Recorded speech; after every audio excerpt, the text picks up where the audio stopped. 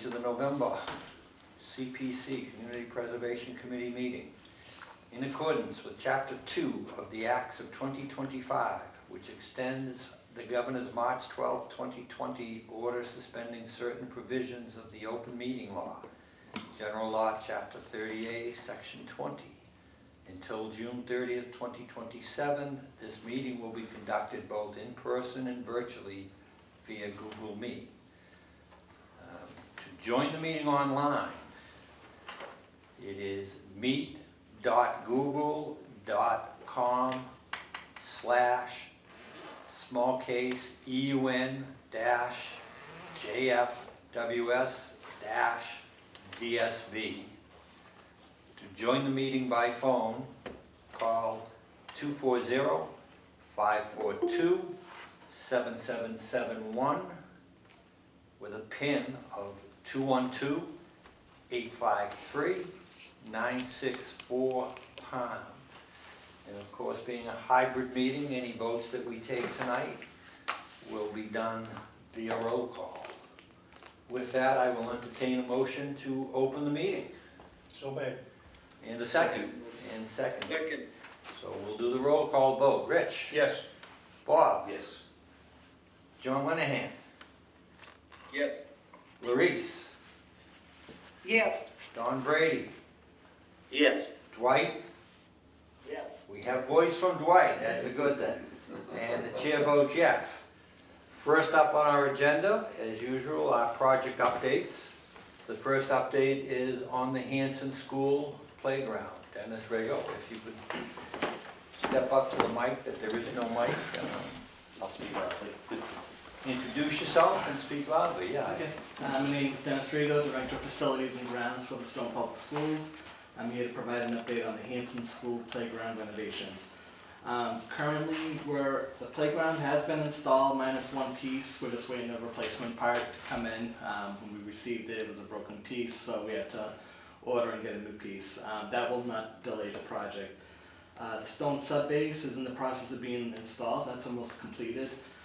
Should be done by this Friday because next week they're going to start doing the flex support and surface install, which is the big piece that takes a little bit, and luckily the weather's cooperating with us.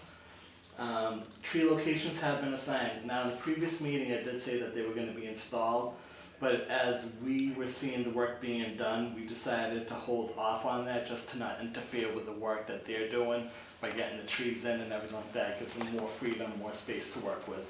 So we decided to hold off on that until the playground was in a better spot. So the next steps would be the poured in place surfacing install. That's going to be done next week, and then after that it's the fencing around the playground. And then one of the other things that came up was the ADA entrance ramp will need to be resurfaced to be at the correct pitch levels in order to make it properly ADA compliant. And then just loom and seating, and then we'll be done. Excellent, exciting. I love it when projects get completed. Any questions, comments from the committee? When do you expect for the kids to be able to utilize it? Before Thanksgiving. Before Thanksgiving. Yeah, we want to try to have like a grand opening, like celebration of before Thanksgiving. Great. As long as the weather cooperates. Weather is important. John Linehan has a question. Just wondering when the tree planting will take place relative to the weather as well. Probably, so the rubber poured in surface placing is the main thing that we need to get in first. Once that is in, we can get the trees in. Just a matter of me working out a date with DPW to get it installed. So if they start, say on Monday, it'll take probably like a day or two for them to do the pour in place. And then right after that I can start with getting the trees in. So quickly. Yeah, it would be very quick. Yeah. Question? Rich? How many trees and what species? It's 5 trees, maples, because they're deep-rooted trees. Before we had pines, they were shallow-rooted, leaning, and everything like that. We decided to take them down for safety precautions and put in maple trees that are deep-rooted and grow at about 3 to 4 feet with the right conditions. Thank you. So it'll give nice shade to the whole playground as well. Any other questions from the committee? Is there going to be a sign recognizing the CPA? Yes. We'll make sure there is a sign there. Great. That's a good answer, because it's in the memorandum of agreement that it will be there, but, If you need the, we have a standard template, I can send that to you. Okay, perfect, that'd be great, thank you. I've said it before, but I think it's important that we let our fellow residents of Stoughton know what they are getting in exchange for that little surcharge on their tax bill, Yes, so. yes. The more great stuff they see like this, the better. Okay, Deb Morse wants to join you, right? John Monahan raised his hand again? Yeah, just another tree question. Do you get any warranty with the trees? You know, that's a good question, I'd have to ask DPW, because they're the ones who are ordering the trees for me. Okay, well, I can ask them and see, and then email the team back to let you know what it is, if there is one or not. Yeah, I just hate to see those things if they don't make it go vacant because the money's then gone. Good point. Okay. Any additional? If not, we move on. We have an update on Bird Street Conservation Area. Thanks for your time. Thanks, Dennis. Thank you, appreciate it. Do you want to take Victor at this point?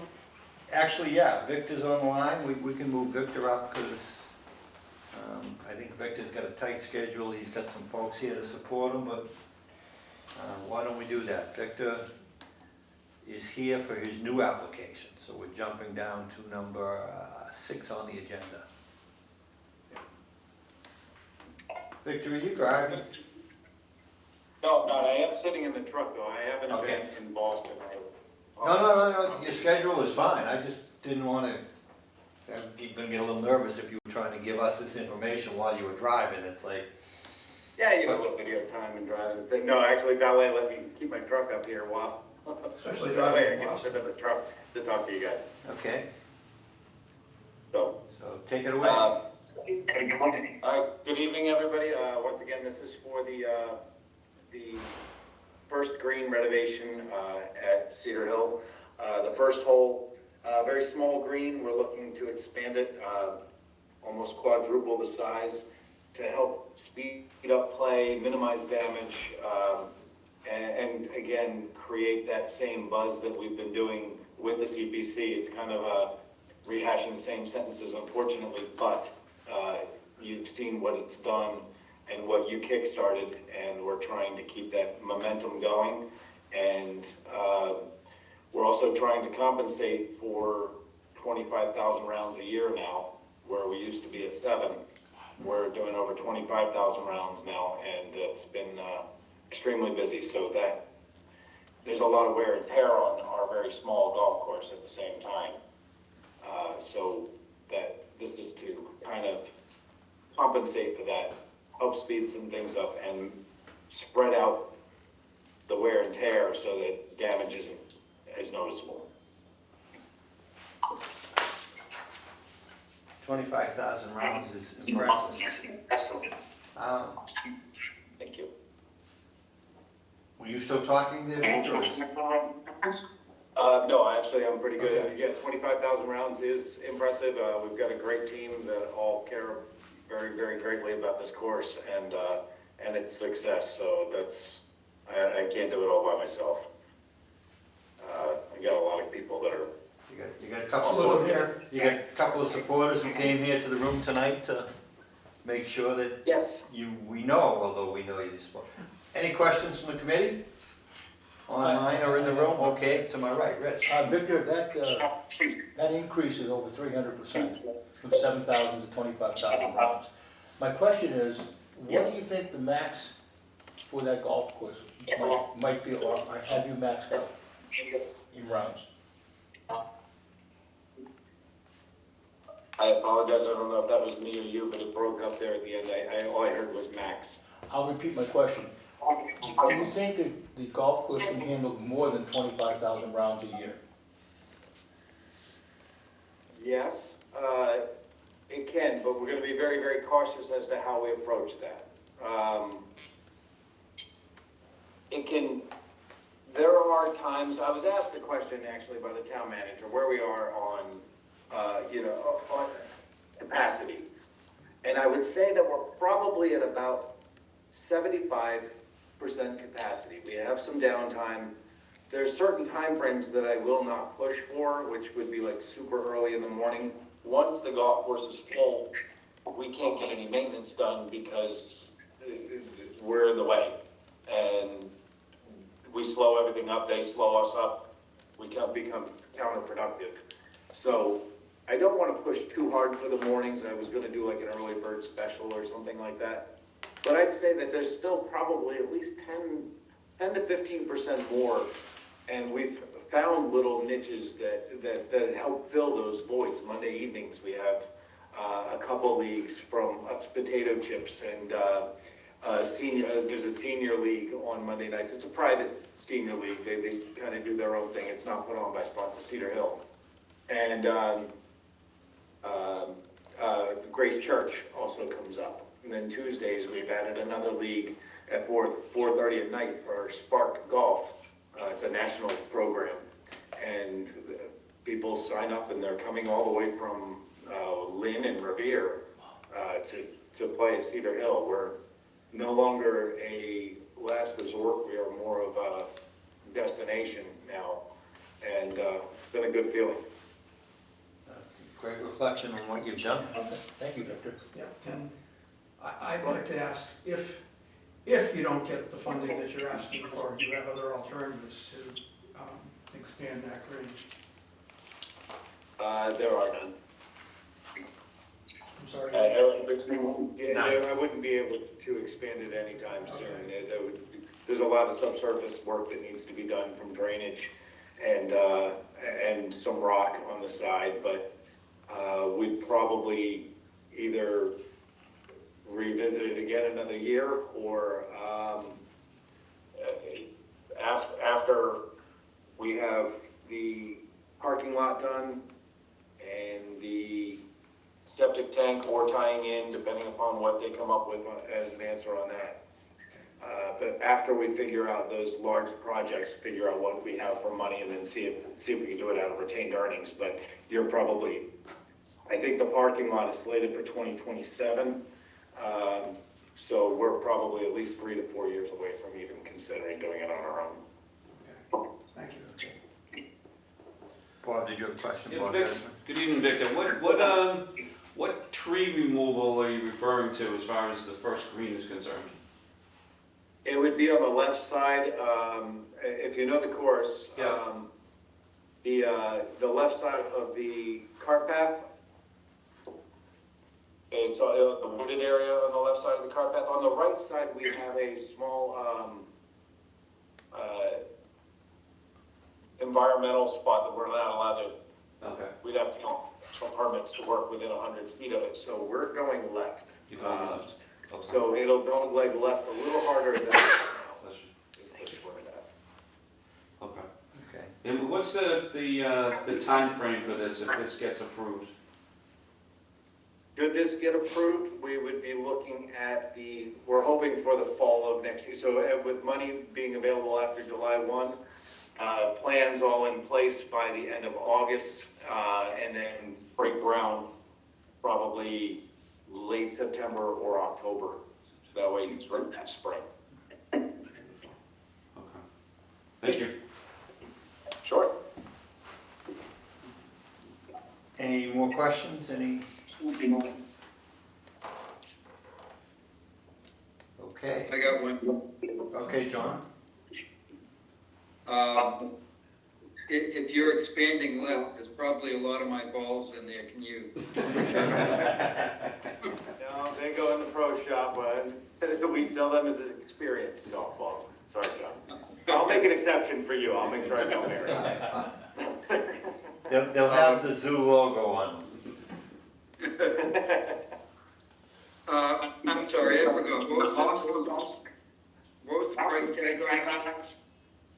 The price tag is, I'm asking for $250,000. We're looking at potentially a grant to add to that, which would be $50,000 from MuniLinks through the Mass Golf Program. It's a new program that doesn't come out until next year, so I don't know if they have that yet. If I don't get the municipal loan, the MuniLinks grant, I would be restricted to the $250,000, which would just change the size a little bit. It wouldn't be, we would have to make a couple little alterations, maybe one less bunker or two, instead of the 4 that's planned. But we can still get it done on the $250,000, but if they give us the grant, we can, there's a few extras that we would like to do. Terrific. Okay. Thank you, Thank you, Victor. Victor. Thank you very much. I appreciate your time. Again, thanks for all your support and consideration. And thanks to those in the room that came up to support us as well. Thank you for what you've done. It's such a great little golf course for the town, so. Victor, would you like your supporters to identify themselves for the record? Sure, Steve Bennett, I'm the chairperson of the Cedar Hill Operations Board. And Mary Coulter Bennett, I'm the administrative assistant at Golf. I'm sorry, I didn't catch your name. Mary Coulter Bennett. Coulter Bennett. Thank you. Thanks. Thank you for coming. Awesome. Thanks. Thank you. Thank you. Didn't know there was support out there, but it is always good. We love visitors at our meetings. Okay, so then let me jump back then. Bird Street, I know Jerry, I don't think is on the phone. No, but I was gonna say, But he did submit a thing. I think Barry was gonna recap on. we can, I was gonna say, rather than keeping, I know we have Reggie Reggie. online and Eric is here in the room, so is it possible to just keep going with new business and then come back to the other? Yeah, I'm good with that. I mean, the other one is Rich and he's stuck with us anyway, so. Who do you want? Let's go with Reggie. Vital Records. Reggie? Hi, good evening. There Thank she you for is. having me. Thank you for having me. So I am back, just looking to continue our vital records preservation. I recently met with CoFile and they have set this up in a 2-part segment at about $9,900 each segment, and one would be to do the index to births, deaths, and vital records, ranging roughly from 1851 to 1903. And phase 2 would be the marriages, and we have an index to marriages and the vitals going all the way from 1852 to 1941. And I did have them come in and audit the vault, so basically these were the records they felt were in most need of preserving, and that's the itemization I got was for those years. So there are still other old books in there that haven't quite fallen apart to the same degree? Yes, but I think these were the ones they felt needed the most attention, so there will be further preservation, but these were the ones that were in the most despair, that needed some work. And I think I did send some pictures, so you guys might have seen some of the pictures and the condition of the books. And again, you're welcome to stop by. We have them in a pile in the vault and take a look. Any questions around the room and online? The one thing I'll ask is timing. How long do you think this is gonna take? Well, if I get the funding, it won't take long at all. I would say probably within 6 months of the Excellent. funding. Excellent. Okay, anything else? Love quick ones. Thanks for coming, Reggie. Thank you, Reggie. Thank you, and thanks for your support. Thank you. Okay, so then next up on our applications, we have the soccer field, Colts Field, Maney Colts. Field rehabilitation, Eric. Hi there. Identify yourself for the camera and. Hi, I'm Eric Smith. I'm one of the board members for Stoughton Youth Soccer, and presenting our field remediation effort proposal. Just a quick rehash. So we have specifically 2 fields that are unfortunately subject to some significant drainage issues due to how they were historically built out, and over time we've had more and more issues with drainage on those fields, and any small amount of rain causes significant issues. We have received a proposal from a landscape vendor in the region, and we are using that as our project proposal to remediate our Field 2 and Field 3 at Coles Field. I'll go through, we've had a couple changes in costs and kind of what the project entails. So I can quickly go through that schedule and then what the differences in costs, since we've had further conversations with James Conlon on the engineering side of things. We've added in some environmental components. So for our proposal, we do have a set of environmental engineering components, including survey, drafting, design, and permitting process, which is probably going to be about a 16-week process that would be done prior to initiating the field remediation. So if we were to proceed, what we would probably do is, after funding in July of 2026, we would take the fall season basically to go through environmental survey work, wetlands review, and permitting process. Assuming that all goes as scheduled, then we would look into 2027 for one of the 2 fields. We would close one field due to the remediation efforts on that field. After that was completed in the spring, then we would move over to the second field in the fall. We'd open that field up and then complete that work in the fall of 2027, and then we would actually go into the spring of 2028 for any cleanup and additional work, ensuring that the work that was completed holds over the course of the winter. So that additional work, we have made some adjustments to the total amount requested. So the changes include a couple of things. After speaking with Barry, one of the things we did was we added in a contingency, which is approximately 10%. So there's an $80,000 contingency to accommodate any changes in cost over the life of the project and any unforeseen circumstances. Additionally, we do have funding that's been added in for the environmental engineering component. We do have a emailed costs, but not an official quote from a vendor. So we do have 2 vendors out there that we're obtaining quotes from, but that added an additional $50,000 to the proposal costs. So the total costs that we have identified right now are $835,025. Of that, we would be looking to fund through the Stoughton Youth Soccer budget approximately $10,000 and initiate a fundraising campaign for an additional $40,000, and we would be looking to fund $785,025 through CPA.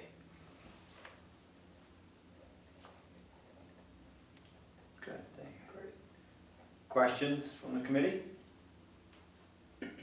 I have a question. Rich? I think a previous meeting was stated that the soccer fields serve somewhere in 450 to 500 athletes. Yep, 450 or so per season. That's right. Yep.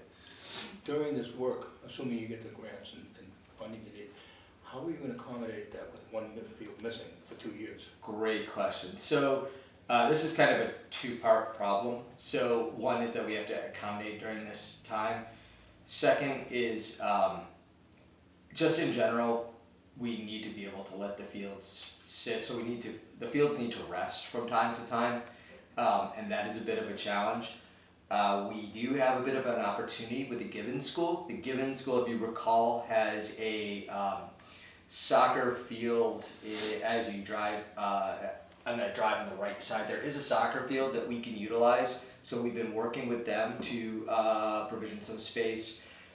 We would likely take advantage of that. There are some challenges. We do have to have a bathroom for, and we may need some kind of storage. So a porta potty, I believe there might be a porta potty on site available, but we may need to consider storage. So we have been reviewing just in general field rotation in advance of this as well. We closed one of our fields last spring and it came in great. The problem is once we do that, then we tend to overuse the other fields because of the limited space. So the addition of the Gibbons is hopefully going to add some, or that can take away some of the stress. And the other thing we've done is this year, actually starting last spring because of the rain that we had, we began playing some of our 11v11 soccer games at the high school. That is easier to do in the spring than it is in the fall. In the fall, really tough to get turf, but we've worked out most of our games with the high school. So we are also trying to move any games that we can for the bigger kids, 11v11, to the high school as well.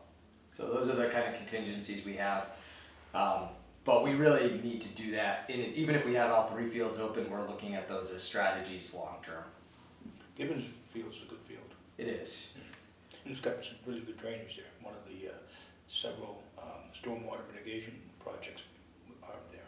Excellent. Okay. I have a question. Would I be right in assuming that the fields that you use are the same size regardless of the age of the players that play on them? Or are they different?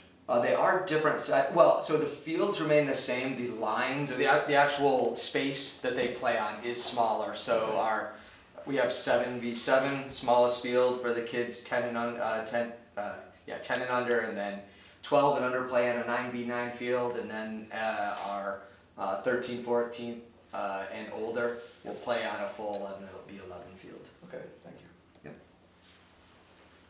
I just have one quick question too. Okay.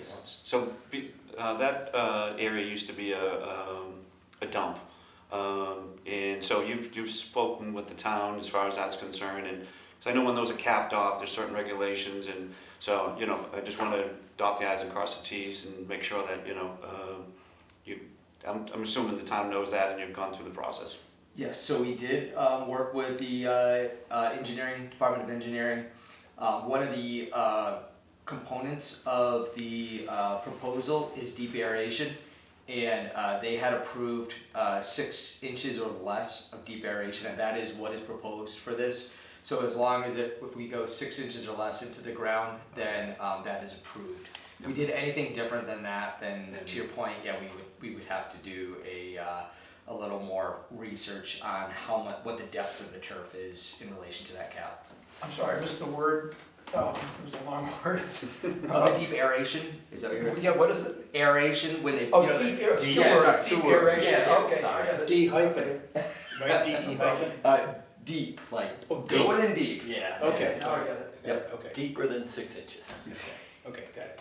And then the other question would be, as far as the fundraising, if you fall short of that, are there any other resources you'd be looking at? So we have reached out to a couple other entities for fundraising possibilities. We didn't find anything through our league. We went through the state of Massachusetts, and they actually noted that because we do not own the fields, that we are not eligible to request funding. It would have to be done by the town. So we would not be able to request a grant. We still do have an avenue with Massachusetts Youth Soccer or US Youth Soccer that we'll pursue as well. But I don't know, I don't have particulars on what that might be at this time, but that's our remaining option that we see. Beautiful. Thank you. John Linehan? Yeah, this land is actually owned by the town still, Correct. Yep, we lease it. but the recreation Recreation Department help out with a grant I application? was gonna ask the same question. I was gonna ask that question too. Yeah, If you need the owner to request the grant from the state, then at least talk to Matt and see. It's okay, we can do that. specific, especially if it's specifically related to soccer. It's not like it conflicts with other things he may be doing, so. I did. I think it's a great suggestion, John. Yeah, absolutely. When I spoke with the gentleman from the state, he said that there wasn't a huge precedence for sport-related fields. Usually it was parks. However, he wouldn't rule anything out. So I think there's an opportunity either way. Yeah, I can do that. I can reach out to Matt about that. What kind of monies are involved in this type of grant, should it come through? The state grants? The state grants, I'm not sure how much would be available for that. So unfortunately, I don't have that information in hand. But we can, I can come back with that info. Have you had much experience with the fundraising? Myself personally, no. Or the group? The group does, so we are actually starting the fundraising review process. So the board, this past week, we started looking at, identifying area businesses, et cetera. And actually we have a couple of small donations already initiated. So we do have the fundraising piece. I think we have some people that are veteran fundraisers. That's good. I would hate to see you set too high a target, but I think as a committee, we've always appreciated when there are other funds and other efforts being put forth. It's just not always just the CPC, so that's good. It goes better over a town meeting too. Oh, yeah, exactly. John Linehan? Yeah, just a thought along those lines. And it might be,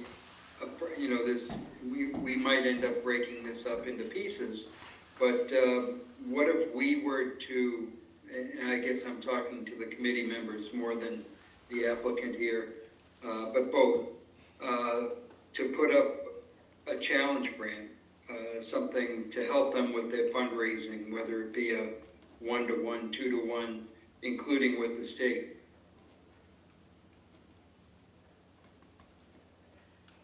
Well, obviously it would depend on what town meeting approved, whether we recommended it here or not.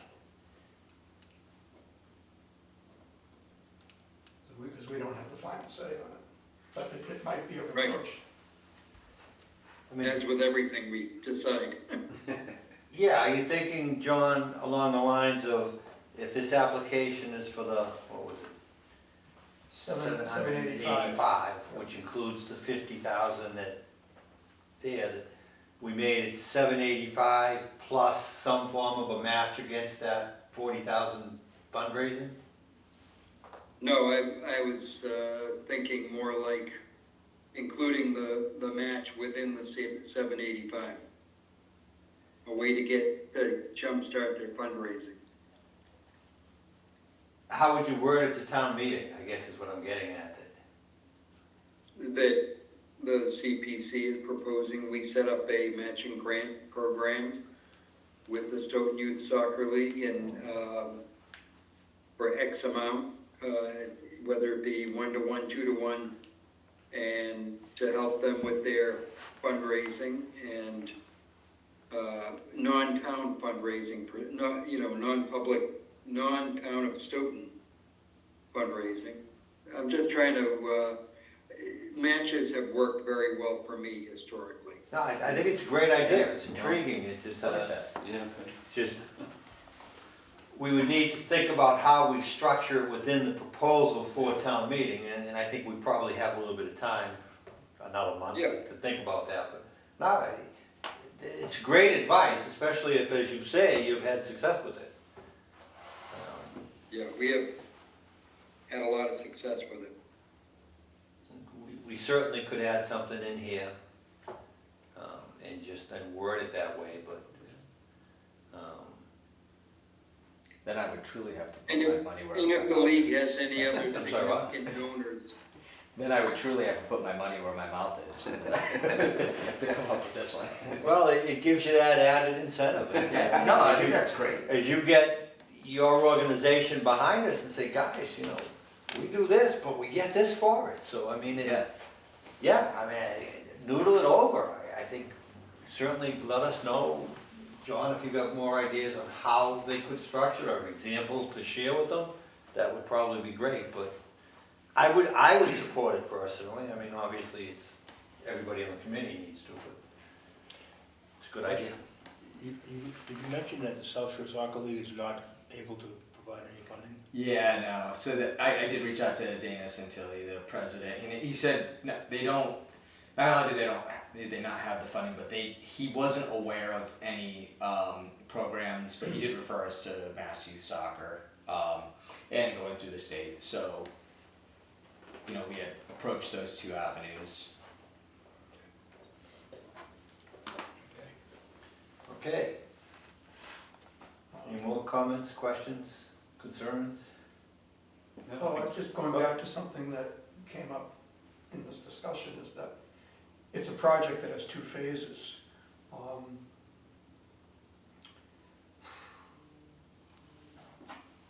We're trying to save money wherever we can, because we got a lot of requests. If it was suggested to break up those 2 phases into 2 separate projects, would that be a possibility, or is that just not cost effective? So we have 2 separate fields. Yep. I guess one thing I'm not 100% clear on is how long permitting would last, or whether we would have to replicate the permitting process if we did field 2 and then field 3. But let's assume that isn't a problem. Okay. So our plan was field A beginning in, let's say, April of 2027. Field B would be September of 2027. So this is contingent on funds being allocated for July of 2026. So let's say that we didn't get the funding for field B. We resubmitted for the following year, let's say, just for field B. Those funds would still keep us on track for the existing project plan, but then they would be allocated for your next fiscal year, your next round. We'd have to of funding. reapply and Yep. start the process.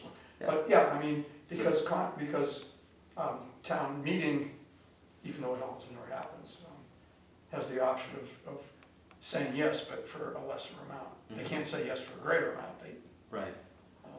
So that's another possibility. Okay. Okay. Yeah, no, again, it's another good thought. We wouldn't necessarily want to drive the cost up by splitting it, but realistically, if it made sense, it might make an easier case at town meeting, because we don't know where the wind will be blowing then, but kind of in the back of your mind, it may be worth giving it some thought. Okay. I think you get a lot of support from many of the town meeting reps who are soccer fanatics in this town. They had a good The old timers. Oh, shit. Yeah, they had a good crowd at the high school. I was at the first half of the high school game. tonight. Participants every year, that's a good chunk of, Yeah. Yeah. there should be support for this. Yeah. Yeah. And it's a great group of families, and you know, it's one common goal, and that's to have a good time, get the kids outside, away from screens, and it's a community effort. You know, it's a community event. Okay, Great. keep going, anybody? So, Thank you, All right. Eric. Thanks. all right, thanks for your time. I appreciate it. Thank you. Be in touch. Okay, Barry, running down the list, next up would be our application for 810 Washington Street is Sudhir. I don't see on, there's 2 others. Have you heard? We can go back to the updates at this point, I guess. Okay, then we will back up to the update. I think you were gonna fill in for Jerry. and Yep. just- We did get it in the package. We did, but he's updated me Yeah. since then. Okay, So, this is for the Bird Street Conservation Area entryway improvements. Jerry said that one of the things, on the list of things to do, Oh, wait a minute, I don't want to confuse two projects. Hang on, just bear with me, I want to make sure I'm not misrepresenting what he has to say, sorry about that.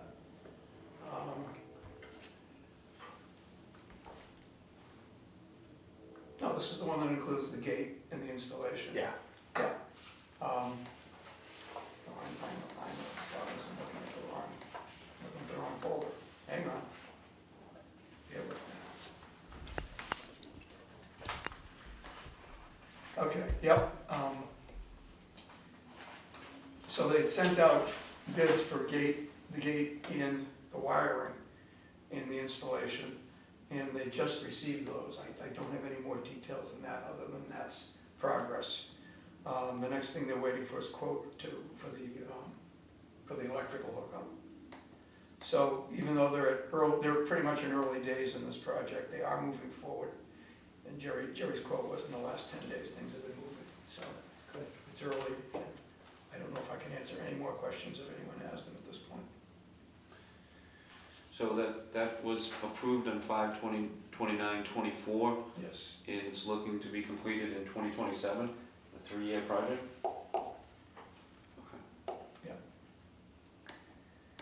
Unfortunately, it's kind of a manpower issue for the committee. And Jerry does yeoman's work trying to get things moving and done. And He's got a lot on his plate. we had that conversation when he applied, and I was Okay. kind of pushing him on the dates. And yeah, I'd kind of like to see, I would like to see it move quicker. Yeah. But in some cases, I think, and it's not a big money type project. Right, yeah. I know you had mentioned it. A little progress is A a little good thing, and Yep. it is, I think it's a worthwhile addition to Oh, the absolutely. area, to the conservation land there, so. Yeah. But I do share that same concern over time. Yeah, but it is a manpower issue. The thing I hate to see us fall back into a trap where we approve something and nothing is going on with it for 2 years. Yeah. Which is hard to do because we have a 3-year time frame. So Right. we've done a lot, I think, to Yeah, keep yeah. these moving. Absolutely. This year, we're seeing it pay off in spades because of all the projects coming up to completion, so. Right. Just to go back to the agenda, Sudhir did email me before the meeting and ask, he said he's having trouble logging in. I don't know, what did he say? He said, can you please let me in? And at that point, I wasn't, sitting in front of a computer. So I just emailed him and said, just try to log in. Okay, and we're here. If he logs in, we'll see him. All right. So speaking of another project that's pretty close to fruition after a lot of years, thanks to the man sitting next to me, Rich. Well, basically, in speaking with Craig Hovershap from engineering, he's more than 90% complete, which is basically the punch list to take up the erosion control bales and repair the parking space on the lower side, which is going to be done. Along with, they drew up some plans to increase the parking spaces on the Pine Street side by 3, possibly 4 places by moving the composting bins closer to the garden beds. And they think that's probably in a range of around 35 to 40,000. That's the price tag they put on to influence the bidding process or the pricing from the existing contractor. This will be Dandel? what is it? Yes. Dandel. Yes. So Dandel's been extraordinarily busy. It seems like the tax credits that are available to because of the new tax laws, everybody's trying to spend money before the end of the year. That means we're all extraordinarily busy, and we're feeling this effect. And so Dandel's been a little working on these bigger projects. As far as the, let's see what else.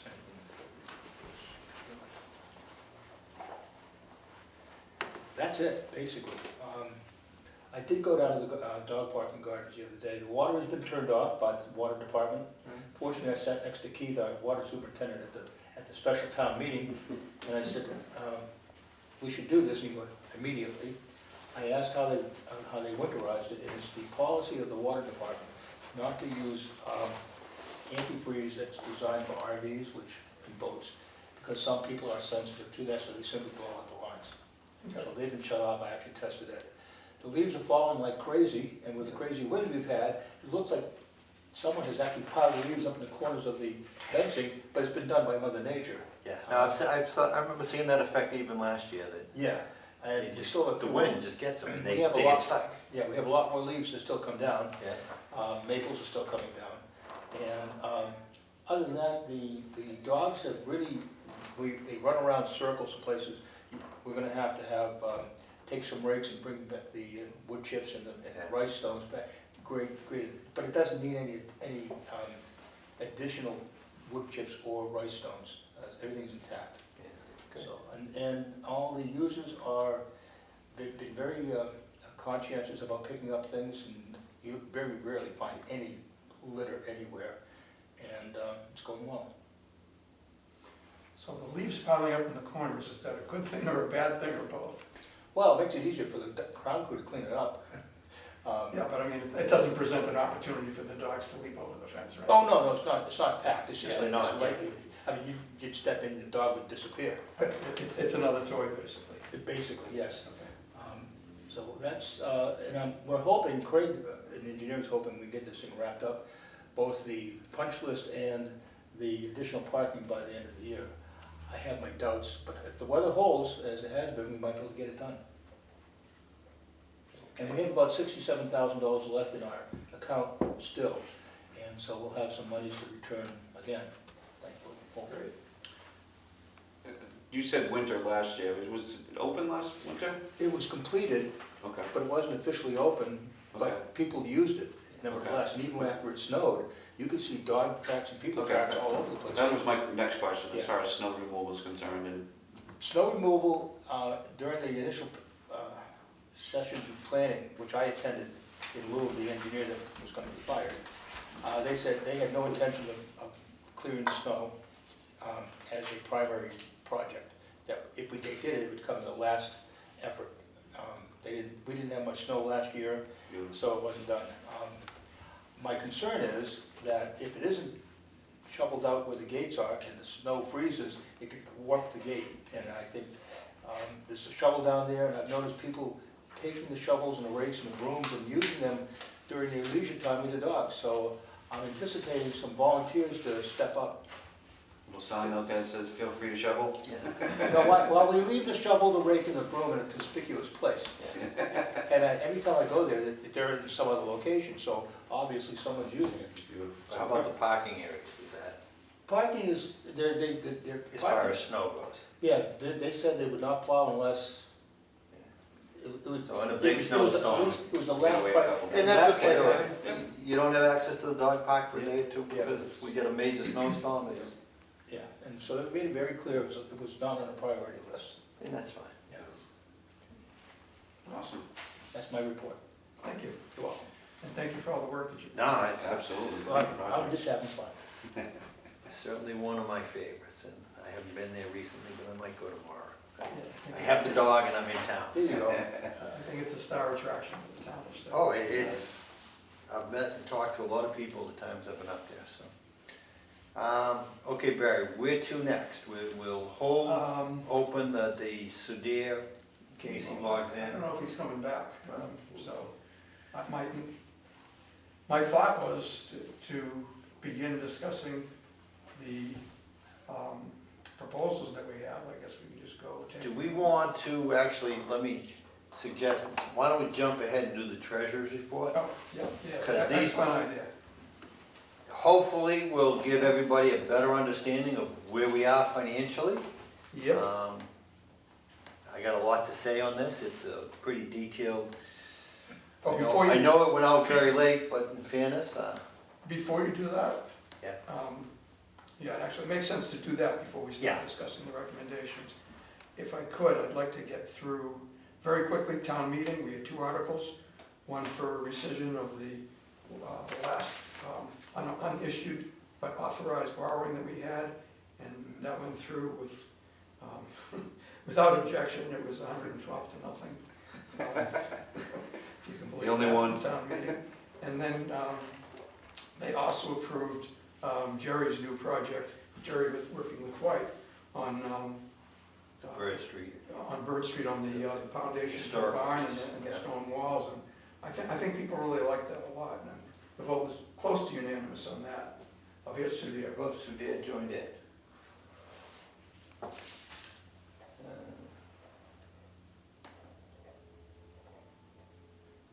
I have more to do, but let's go back to Sudhir as long as he's here.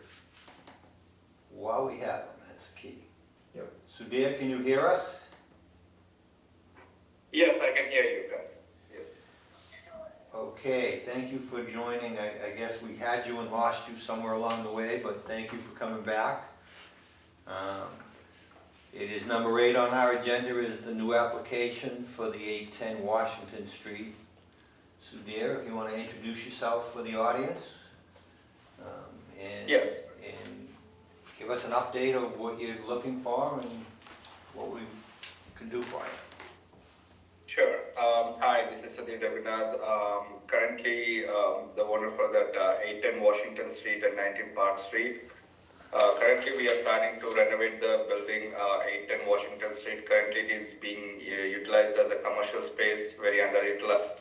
And the building has been, it was renovated almost 30-40 years ago, so it's time for its renovation. So we are planning to do a mixed use instead of just being a commercial because it's of this location.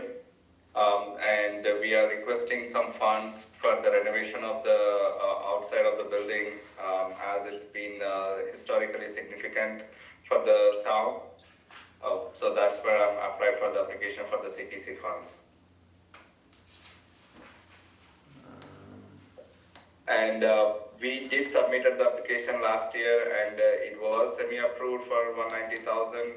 Like even the historical society has been looked into it, and they are also in favor of it. So I would like to see, because we are planning to start the renovation, because we applied for the permits and we did get the building approvals. So we are about to start the work. So I would like to request to see if we can get the funds anytime sooner. So that's where I kind of submitted my recommendation letter from the town planner as well. Yeah, I just want to say I did get the recommendation from the town planner. I do not have anything from the historical commission. Excuse me, Barry, I can't find that application on the Google Drive. Is that somewhere else? Did I lose it? Did I do something? Hang on, let me see if I can find it. It's right here. Yeah, it's 810 Washington Street. Yeah, it says 18 Washington. It's at the top of the list. Ah, coming down, never mind. User error. I'm going down, trying to go down lower and lower, and it was up at the top. Sorry about that, Sudhir. Yeah, don't worry. So, I guess my question, could you, and I usually ask for everyone else's first, but since I already started, you're looking for 240,000, is that? Yes. CPC. And what specifically would the CPA money be being used for? So majority of the funds are going to be utilized to renovating the building on the exterior part of it, mostly where the historical part and the windows, those yeah, like mostly it's going to be utilized the exterior part and to keep the historic part of the building.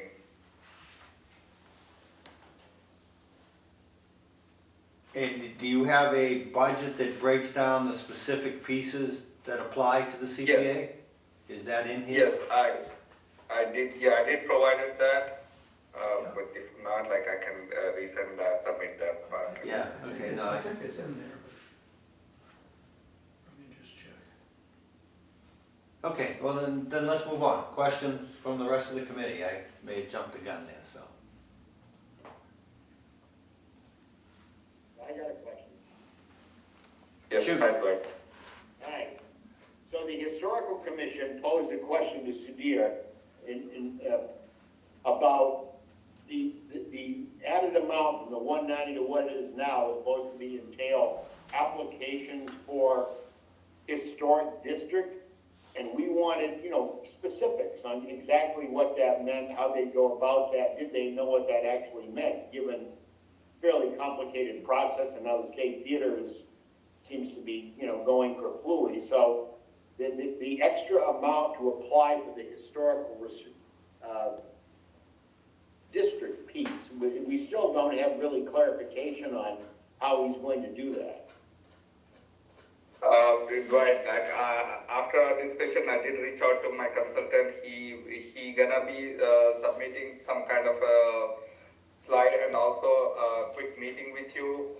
So that's what he is planning to do right now, because we did apply for the phase 1 application right now, so he has more clarity on what's been included. So if you can give me 1 more week, I will schedule a call with you personally, or if you needed to bring anybody else to that call, we can able to do that. But at this point, like I would like, you know, as I'm close to, you know, starting this project, like even if we can get approval for that 190 and with the condition that if everybody is satisfied with the work that I'm doing for the, you know, historical for the part, like if we can approve that data, that should be fine. But like I'm really looking for the funds for this project. I mean, you know, in near term for the project. Okay, so the historical commission did approve the 190 last year. So that part's been approved. They have not approved the 240. Okay. John Linehan, question? Yes, Sudhir, you said most of the money would go towards renovating the exterior. What was the rest going to go for? Mostly either for the landscaping part of it or mostly for the exterior. Right now, the quote that we got for the 190,000 is only for the exterior, renovating the building, because there were a lot of bricks that came out loose and the windows that needs to be replaced with the historical part of it, and also the columns in the front. So those are the major renovations part of it. So some landscaping?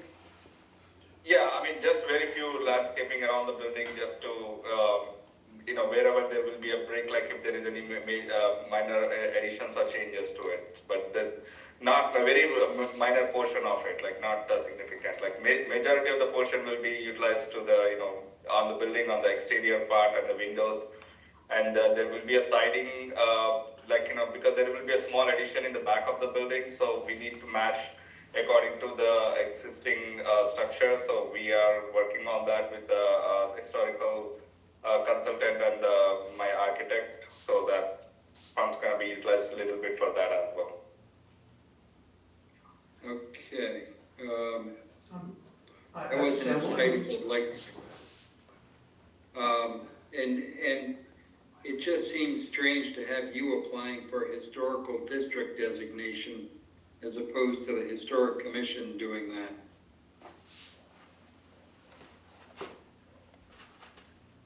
Dwight, your thoughts on that point? Well, exactly. I mean, the fact that I got some story that the town had encouraged him to do that. It seemed, we weren't sure what the point was, and declaring something a historic district is fairly complicated. I mean, you have to get other people in the district involved. So that was what granted, given the fact though he's now accepting the 190, that does not include the historic district part. So when he said most of it, I mean, that part, the difference is now off the table given what he's asking for. The 190 was just for what he's described, repointing windows and other things outside. In terms of, we personally have not considered proposing it as a historic district. But it's not to say we wouldn't, but that's what we wanted to get specifics from him on exactly how they plan to go about doing that, because it seemed to us like a complicated process and beyond what they might be able to do or want to do. So I think that's why he's holding out on it too, because it's not clear how they would do that and how the money would be spent. Can I interject? I'm looking at the application that we received and I don't see, I see a page that says high costs, $1,458,000, but it's not broken down. Yeah, that was kind of in the back of my mind what I was trying to get at, and I couldn't find the section when I was asking it, but I can see the CPA request that goes along with those hard costs is $195,000, and I think what I'm hearing is that's gonna be the windows, the repointing of the bricks and stuff, and I was looking for a more breakdown, but you've kind of described it.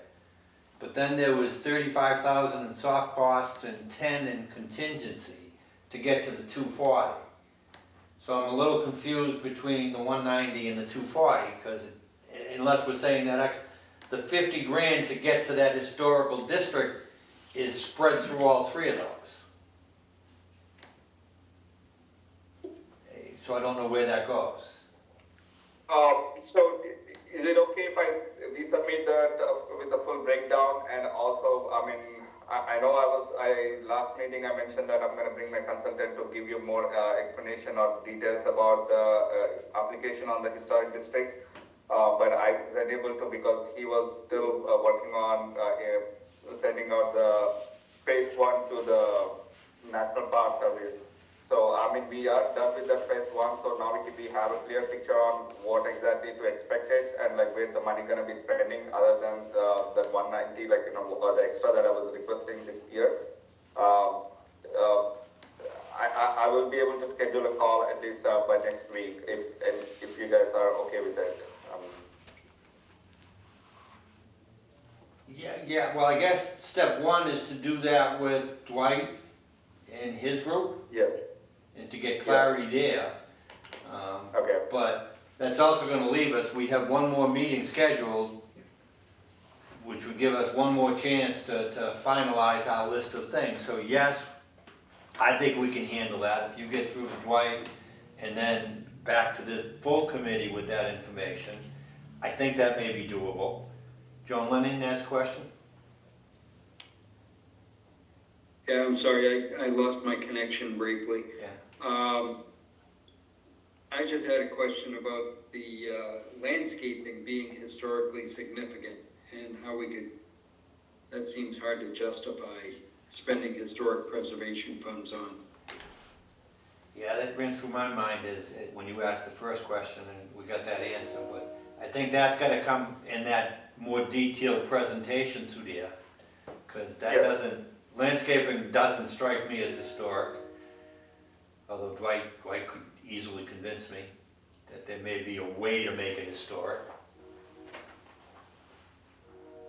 I think the landscaping that we've dealt with around Town Hall and maybe with the train station was not under historic, but under what, open space? Yeah, the town hall was open space. I think whatever landscaping may have occurred at the train station was under the state grant of $2 million, not under a CPC grant. And so in the current one we're gonna be seeing in the future, that doesn't include land, I mean, that's getting off topic, but I guess the specific thing is that if he can justify in terms of asking for the 190, and the question is right now if the landscaping's in that, rather than outside the 190, then we do have a question. Because there are two, you know, there's Plan A and Plan B. Plan A is the 190 and Plan B is the 240 or whatever it is. And right now, based on the Historical Commission, we have approved the 190. But that, just from our purposes, not necessarily for your scrutiny as to, you know, I don't.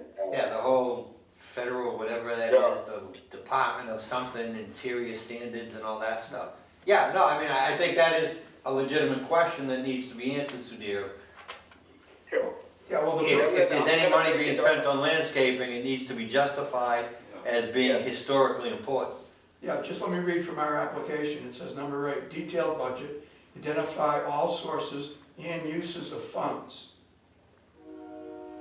So, Yes, definitely. I mean, I don't have that, but I will definitely give you the breakdown of the whole list of what. When I mentioned landscaping, it is mostly like around the building, not on the ground, anything, like it's on the building itself, like, but I can give you more clarity on that if you can give me before next Yeah, month, no, before next meeting. I think that is needed. And yeah, maybe it was a loose use of the word landscape. Yes, maybe But- that is right, like, because I never included anything, but I don't wanna take Yeah. it back, and I don't wanna get into more confusion on that topic. Does that answer your question, John? At least puts it off till next month. Yeah. Okay, any other questions, any?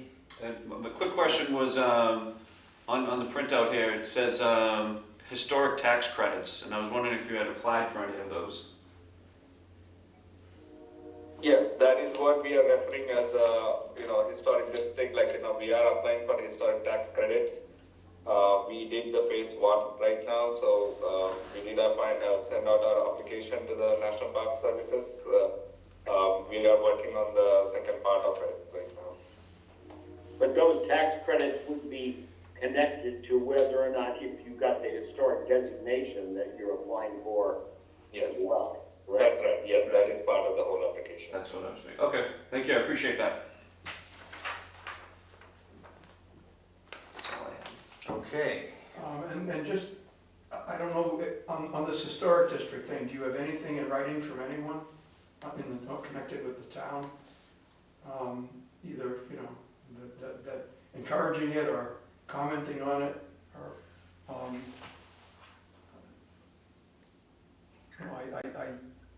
I'm not really seeing anything like to that effect. And it's one thing to say you've got, this everybody wants that in the town, but you've got to have, something on paper that says it. but is that something that will come up after his meeting with Dwight and the Historical Commission and? Yeah, I don't know, I don't know what the process is. It doesn't mention the historic district things at all. It's a general recommendation for the project from the selectmen or whoever in that letter, but nothing specific about the historic district, et cetera.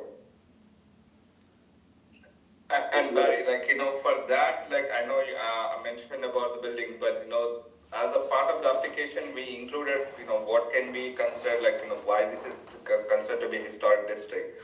But it is not necessarily that, those building owners needs to approve or anything, it's just for the whole part of the application to provide why this is, significant. So we are providing that as additional resources, but not necessarily that, they're gonna be considered other buildings as historical.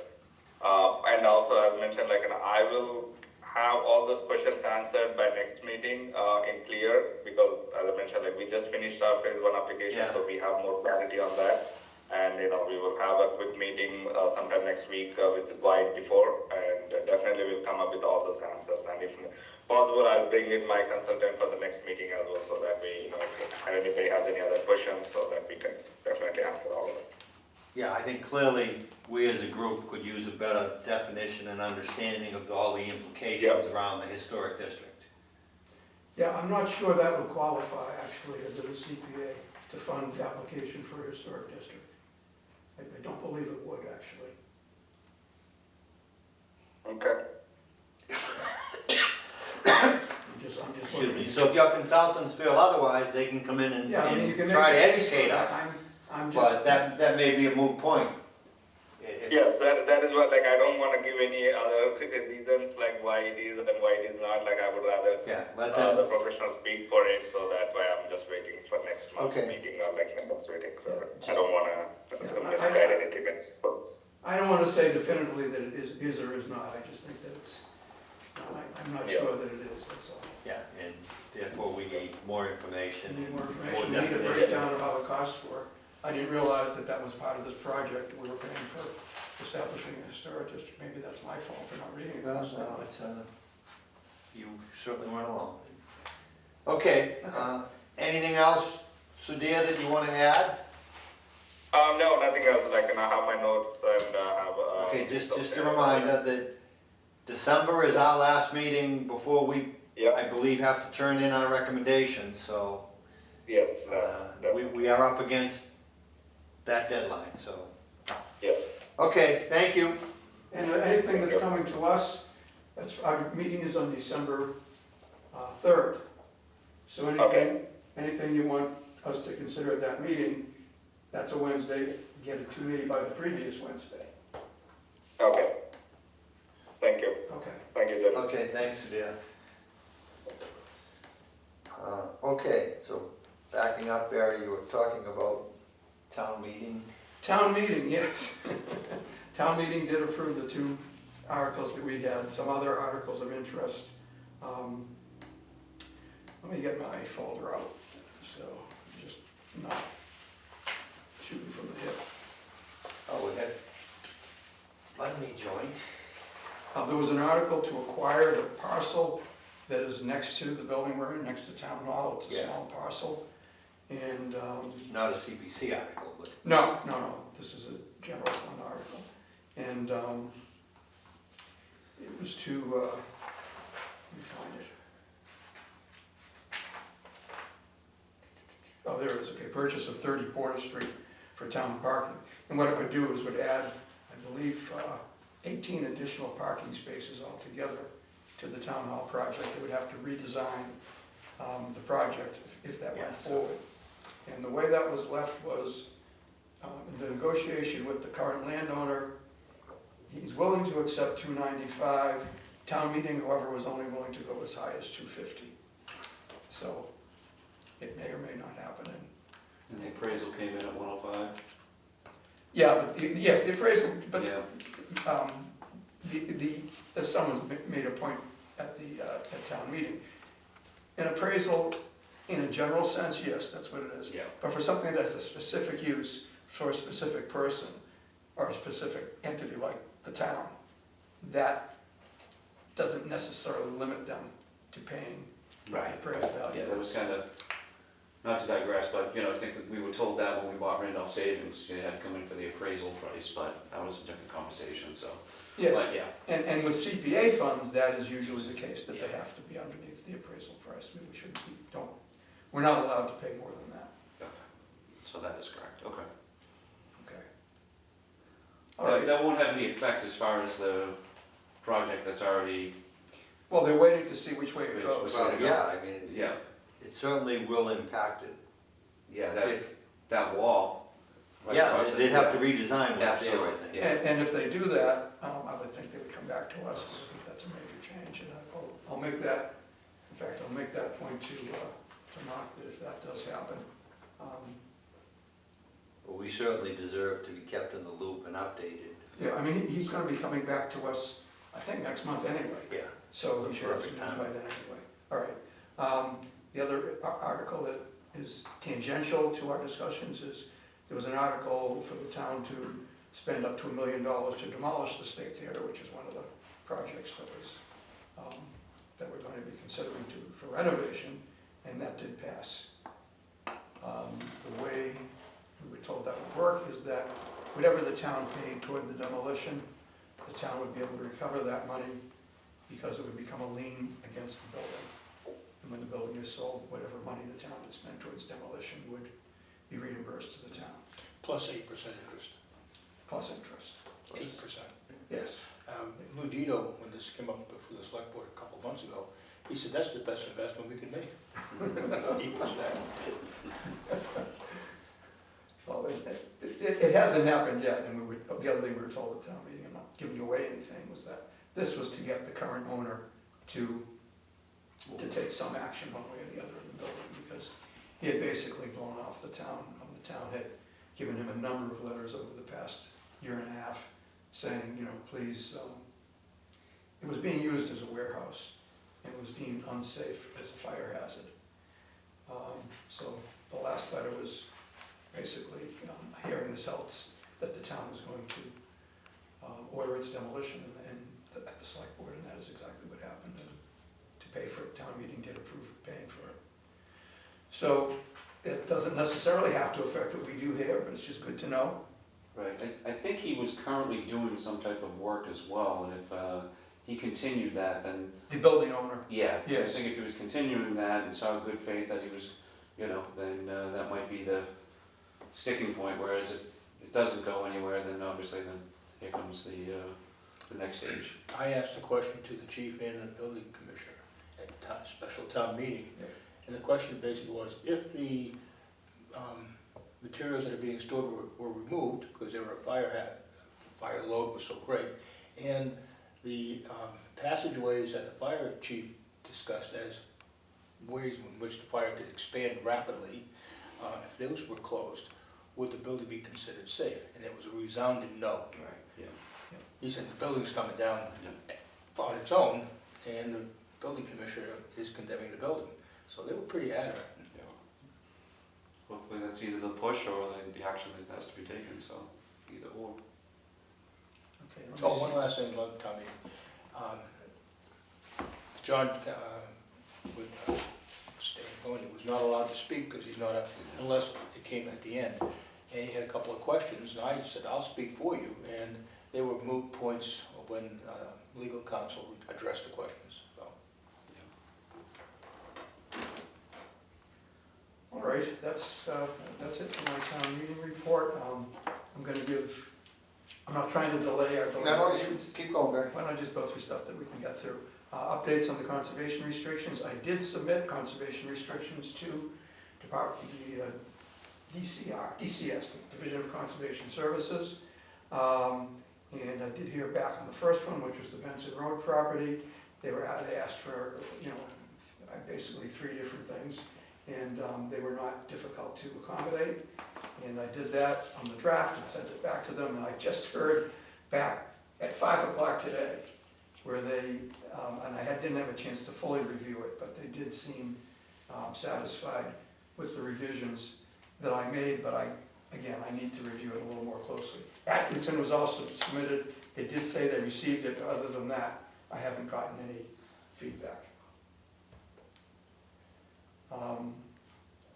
And very briefly, Elm Street Field to close out on number 14. That's a project which is complete. We actually never voted to close it out. And if you bear with me a moment, I'll tell you how much money is left in that account.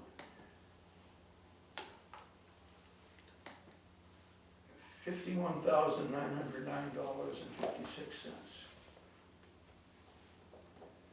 And they have submitted a closeout sheet that's signed by Steve Barden, who was the project manager for that project.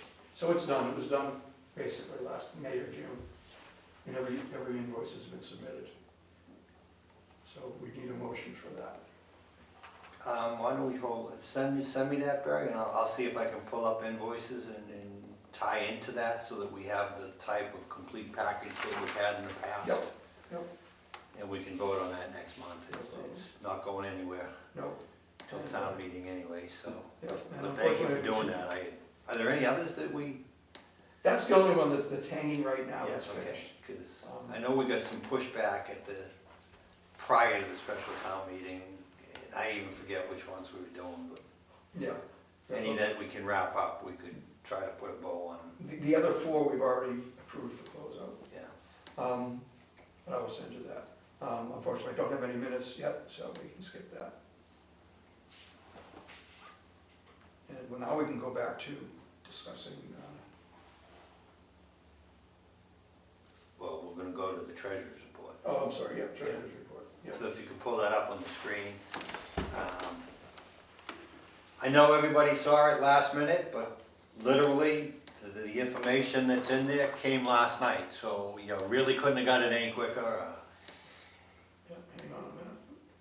There are some things, I've put some of the similar stuff that we've looked at in the past that I'll touch on, and some new things in there that I think are good news in that we're able to see some details on some of the questions that have been unanswered.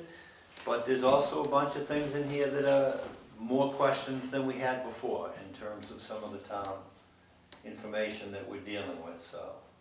So this is the report you got from the treasurer? The, I mean, from, this is based on what I got from Biz. Biz, Yeah, okay. the Munis reports, yeah, which I usually try to slim down to something presentable on 1 or 2 or 3 pages. But we did get, and one of the keys that we'll talk about it's in here is the CP2, which has really been the Bible for us for the last 10 years that I've been treasurer of looking at the expenditure piece.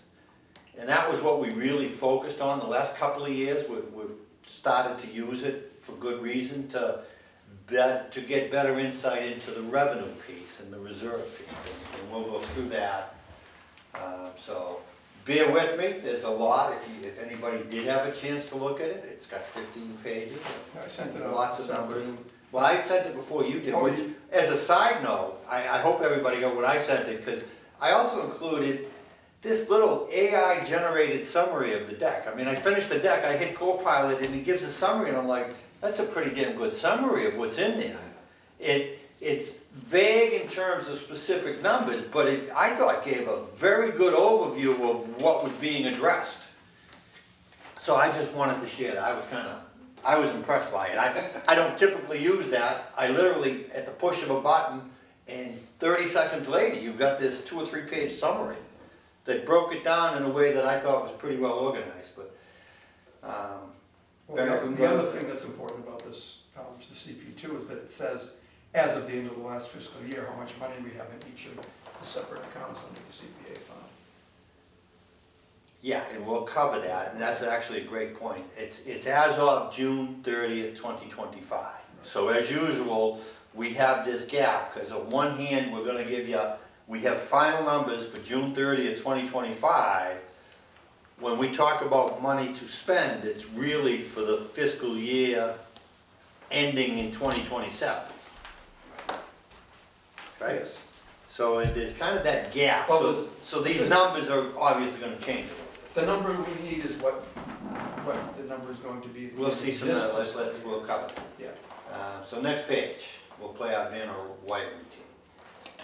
Next page is the basic, call it table of contents. We're gonna look at the CP2, which is broken down into 3 sections, the revenue, the expenditures, the reserves. We've looked at that before. I got some interesting comments to make about it. We're gonna look at, when I have page 6 is FY25 CPA operating fund 3014. That's pretty much a dump right out of the Munis system. And we're gonna look at the operating fund, then I got a detailed page showing some of the transfers, because we're gonna see some numbers there that I wanted to cover. Then we're gonna look at the operating fund revenue side.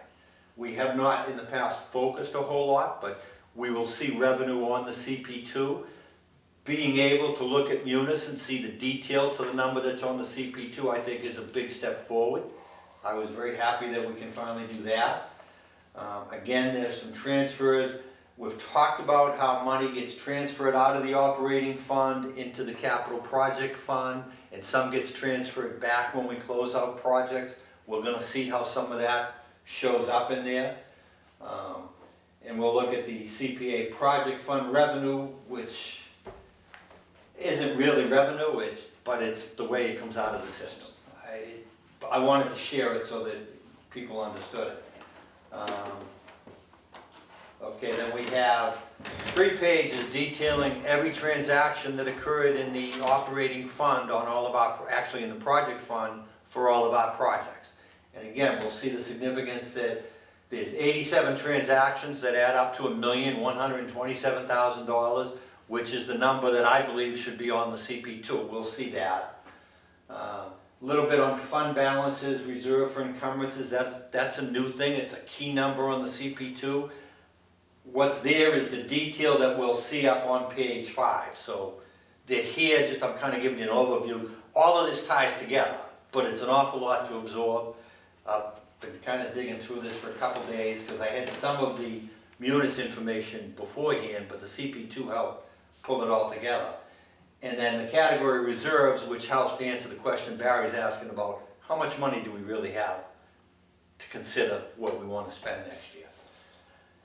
Okay, so the revenue, the CP2 community preservation. Now, again, I'll remind everybody, this is a 1-year report that the town submits to the state.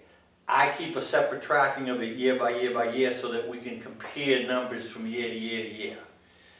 You see a lot of stuff highlighted here, and the stuff that's highlighted is really the things that we had to adjust. The last 2 years, and now I'm gonna say the last 3 years, because my opinion, the report they just submitted has some errors in it.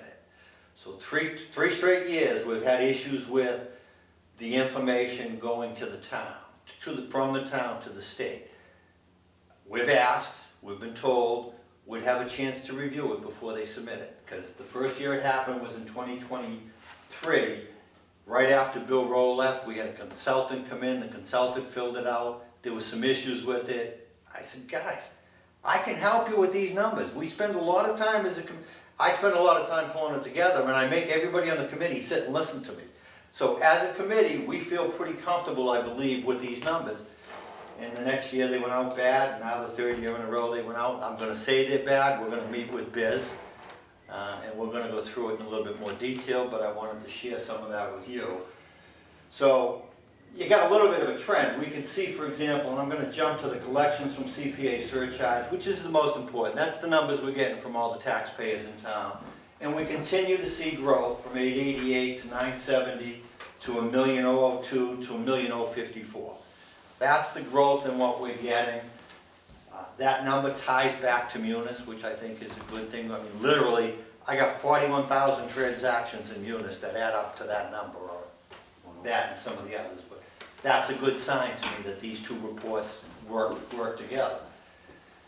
I'm going to skip it. Well, I'll go back. The proceeds from bonds and other funding sources. Typically, what you see there is if we issue any bonds. Well, we didn't issue any bonds. There's a number there for $141,918. That's money that was transferred into the 3014 fund out of the 5040 fund because of the work we've done closing projects. I don't think that's revenue. I don't know why that would get reported as revenue. That's a question we're going to go back to the town and get answers for. I've added a column at the far end to say this is what I think the numbers should be. And I agree on the two key numbers, the collections from CPA surcharge and the distribution from the trust fund, the state. I'm going to question the earnings on investment because I'm struggling to understand why they could have gone from $313,000 last year to $4,000 this year. We have just as much money sitting out there in cash in the town's coffers. Interest rates are just as high as they were a year ago. Where did the money go, folks? So I'm questioning that, and maybe they have an answer, I don't know. We're gonna raise the question and ask about it. All in all, a good year on revenue. I mean, we're up over budget, we're up over last year, we're up over budget, so the revenue piece. But still some things to dig in on is the gist of that slide. So, and you can also see the state matches a percent, and then it always comes a year later. So that 182 is really comes in fiscal year 2025 for 2024. So it's always on a delayed basis. And you can see it has been going down, which we knew. John Linehan has a question. You're muted, John. Just wondering about the dog park grants, whether they should be listed in there under gifts, grants, and donations. That's a great question, and I have asked that, and the town's answer was no, they treat them differently. And I don't understand why, because to me, that's exactly what I said to Bill. Why wouldn't it be in here? We have a line on the CP2 to reflect it. They keep it offline. They actually, and you may recall, this is one of the reasons Rich struggled early on trying to keep control of the finances, because some of it showed up in the CPA funds and we were monitoring that, but some of the expenditures showed up in other funds. The donations were in other funds. We were able to get a good accounting for it, or we were able to get some information. I won't call it a good accounting for it. But to your point, John, that's exactly where I think those things should show up. We should get credit for them as revenue and credit for them as expenditure. When they put the revenue out to the side and they put the expenditure out to the side, I think it gives an incomplete picture of what the CPA is doing for the town. Their response is that's how it's supposed to be done under municipal accounting. I can't. The gifts and grants and donations from all sources for the Caton project is about 312,000. Yeah, we had looked at that. It was a significant number. That's a lot, that's a good number. Yeah. 213.6 came from Stanton, and then another 12.5 from Stanton. Yeah. And then 56 from Cape Cape Reynolds. Reynolds, and 30 from Conservation, yeah. $312,100. So that'll be an open question. We will continue to push for that. I think it would be a lot simpler if we have a line for gifts, grants, and donations, if we recorded the gifts, grants, and donations on that line. Or side, an asterisk at the bottom footnote that says that, because I mean, as a town meeting rep, it would be nice to know that you did get Yeah. those types of funds for projects, and they're available for people that are gonna be putting in for them as well. I believe we talked about that a year or two ago at town meeting and mentioned, without necessarily, I don't want to say complaining, but without necessarily Yeah, showing some frustration that they make this harder than I think it should be, but some of that is because there are some things in municipal accounting that have to be done a certain way that I can't answer to. Dwight? Dwight has a question. Muted, Dwight. Have those numbers already been deducted elsewhere in the columns so that that was money that we did not spend because we got the grants, even if we had allocated the money? Has that shown up in a different way in the other column? The money that we're talking, the grants we got for the dog park, as well as the money that was spent against them, are not in any of my numbers in Eunice or on the CP2. We were able to confirm that. So meaning, if we'd allocated $300,000 for the dog park, but only had to spend much less than that because of the grants, did that original $300,000 that we allocated still look on the figures as if we did spend it, even though we didn't? No. And we would get that money back, and that money would stay in our fund. But it wouldn't show up as being expended, nor would it show up as being revenue. So the $300,000 that Rich talked about, basically, that $300,000 revenue is on the town's books somewhere outside of the CPA fund. But they did take $300,000 of expenses and put it against that. So our expenditure is understated by $300,000. If you recall, which was the project with the 76? Eric's project on Glen Echo, where we got a park grant for $76,000. You may recall last year we kept going back and forth. Do we have $5,000 left over or $76,000? In Eunice, it looked like we had $76,000 left over because they reduced the expenditure by $76,000 and applied it off to the side to the grant that they received. I think it added a bit of confusion on us, but the good news out of that is it's not like we're paying the expenditure and not getting credit for the grant. The grant and expenditure are being married together and pushed off to the side, if that makes sense. I guess I could see an explanation for not including the outside grants if the line that says gifts, grants, and donations were, let's say somebody says, I want to give $100 to the CPA fund, unrestricted. That would definitely go there because it's not applying to any particular project. And it's a gift to the CPA fund itself, as opposed to a particular project. Okay, I'm gonna say, let's not go down and get into an argument about how gifts and grants should be shown, because there's a counter argument to that. Oh, absolutely. We got enough to cover with the real numbers in front of us. We do, but that just occurred. So, yeah, no, it's good conversation. It's part of the reason I throw this stuff at everybody, but right now, let's focus here so that we can get to the answers we need to go forward. All right. So now on the expenditure side, and there's a little bit more yellow here when you look at fiscal year 2023 and 2024, and just sticking with the total expenditure, which is on projects broken down by category, the first section at the top. In 2023 and 2024, they reported the correct total expenditure, but they had it in the wrong categories. In 2025, they've reported 800, that fourth column over there, they've reported expenditures of $845,000. I think based on the transactions that are in the back of this report, we spent $1,127,000. The breakdown by category is obviously different as well, but open space expenditures, we didn't spend $534,000. I have no idea what that number is. We'll meet with Biz, we'll unravel it. The 310, 867, 88, you may sound familiar. It's the train station bond that we paid off last year. Again, why? That money was reported as an expenditure back in 2019 when we actually spent the money on rehabbing the train station. Why it now comes back and shows up as an expenditure, I don't understand. I don't think it's right. Wow. So there's a big discrepancy because I think they've understated the project expenditures by 300 and some odd thousand. Again, this is information, not necessarily answers, but we're going to go after the answers. Next section down is the expenditures on the debt service.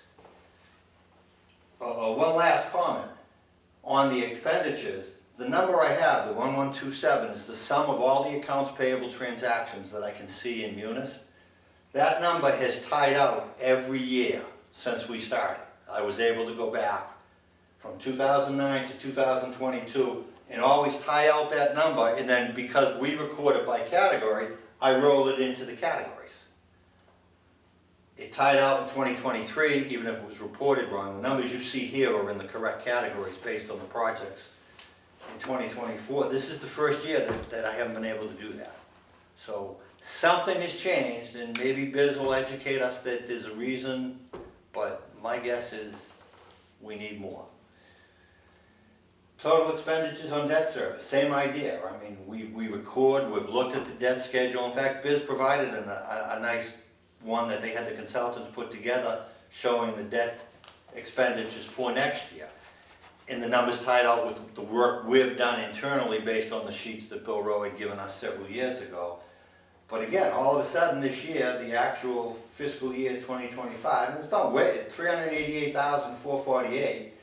And Barry saw this and sent a note off to Biz and says, how could we possibly have $32,500 in actual debt service for community housing when in fact we don't have any debt for community housing? Turns out that 388 is the budget that was submitted, and we again question, why would we put a budget on a report that's reporting your actual expenditures? So we'll resolve that.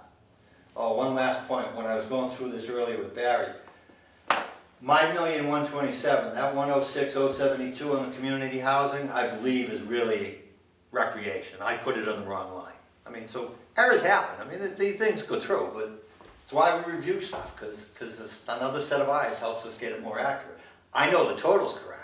Exactly, I just put it on the wrong lines. we have offered to be that other set of eyes every year before the CP2 is submitted, and they On the plus side, the administrative expenses, which is a single line, great shape. We actually only spent $23,000 this year, a little bit less than last year. And back in 2022 and 2023, we were very active in doing the community housing stuff on the COVID relief, and we were trying to do the housing trust. So Barry was putting in a lot more hours back then. But anyway, those are the numbers. That's Great return on that investment. absolutely. Next page is the reserves. And again, this has been out there every year. There's numbers here that we've always just accepted because we've never had any details to better understand them. They just default. It's the town's balance sheet. They're really just reporting some stuff. So this fund balance reserve for encumbrances, you could see used to be very small. And Biz did say there was some work to be done at her end to clean that up because a lot of that money was showing up in the other lines, not in the three that we care about. And the good news is the $1,200,236, I can tie that out to Munis. The bad news is it's not right. It's $50,000 off. And I'll show you why it's off there. We have another schedule, we'll get to it. The fund balance reserve for expenditures, which is a big number, $4,100,000. She cleaned it up a bit in FY 2024. You can kind of see it shifted. It all used to fall into undesignated. Biz is doing a good job actually of getting it to where it should be. So I agree with the 4,000,001. I look at Munis, I'm coming up with 4,115,000. It's close enough that I'm not too worried about it out of the grand scheme of things. And I think that's a big step. That's something in the past we weren't able to do. Question. Yeah. Does that number represent the amount of money we've approved on projects that haven't been completed? Or Bingo. Yeah, exactly. That's the unspent portion of the projects that we have approved. Then the fund balance for open space, and we're going to talk about those three, but those are the 10% we allocate every year, and then certain projects get charged, but you can see, I'm going to talk about them on a later slide, so I'm going to skip over them here, but they're key because those three numbers together is $1.6 million. That's part of our, this is the money we have for next year. I think the total is probably okay, but it's close enough, we'll work it out. I'm a little confused at the numbers by category. Community housing, at least, I mean, we finally got them to clean that up because you can see back, you know, that one's grown because we haven't spent a lot of money there. The other ones we keep spending money on. Open space, we charge the debt service on Glen Echo there every year, so that number's always been very low. I'm a little surprised at how much it dropped here, but we'll dig into that. And then the undesignated, it's kind of like we've always considered this whole lump sum of stuff as our undesignated fund when we look at the budget. This breakout is more meaningful to us, so I'm glad to see that Biz is cleaning it up. And I'm glad to see we're making progress in understanding the detail, but there's more work to be done. Because that $4.1 million on the second line is actually not available for new projects because it's already been dedicated. Right, that money has been allocated to certain projects. We can't spend that again. That's a key pickup, thanks, Barry. So now we got the operating fund expenditures. This is the Munis. This is pretty much the standard format I've always had, although I didn't necessarily put all these lines together. You can see the administrative expenses. You got part-time wages, consultant fees, advertising and freight. You got a more detailed breakdown there that we just saw that the total at the bottom there is 22,925. Well, that's the 18 plus the 600 plus the 3,500. There's another line in here, transfer to capital projects, $1.6 million, $1,600,000. We're going to see a little bit more on that. And there's a budget and an actual, and my focus has pretty much always been on the actual, because that's our real money, that's what we get. The budgets, the budgets here are fine. These budgets, we actually give them the breakdown, so we're okay. There's a slight difference in the budget of 1,505 versus the 1,600. I think I know what that $96,000 is. You can kind of see it is available over there. But where are you looking? In the middle, the transfer to capital projects line. Yeah, right there. Thanks, Barry. Okay. We'll talk. We've got a detailed breakdown of that stuff too, so we'll dig into that when we get to that. Here you see the three reserves: the housing, historic, and open space. The 117, 731. That was the 10% that we set aside for each category. So what we see is that the housing reserve got its 117 in the budget. The historic actually got 231,000. We're going to see what that difference is, and what it is the projects we closed. They moved the money back. That's a good thing, and it's a good thing that we can see that detail, because it's been confusing in the past to have those numbers and not know how we got there. The debt service is pretty straightforward. We've always looked at that. You got a budget on the principal payments and the interest only. The payments are pretty much in line, rounding 2 cents and 24 cents. So that top half came right out of Munis. The bottom half, below the highlighted yellow row, I just created a summary from above so that we could see the totals individually. You know, you can see the total admin expense, you can see the total debt service. So, but the top half is right out, it's a snapshot out of the Munis file I get. Little formatting to get it to there, but those are the pure numbers. Next page. is this munis transfer to capital projects, and you see I highlighted the $1.6 million. And again, I'm looking at the year-to-date actual side.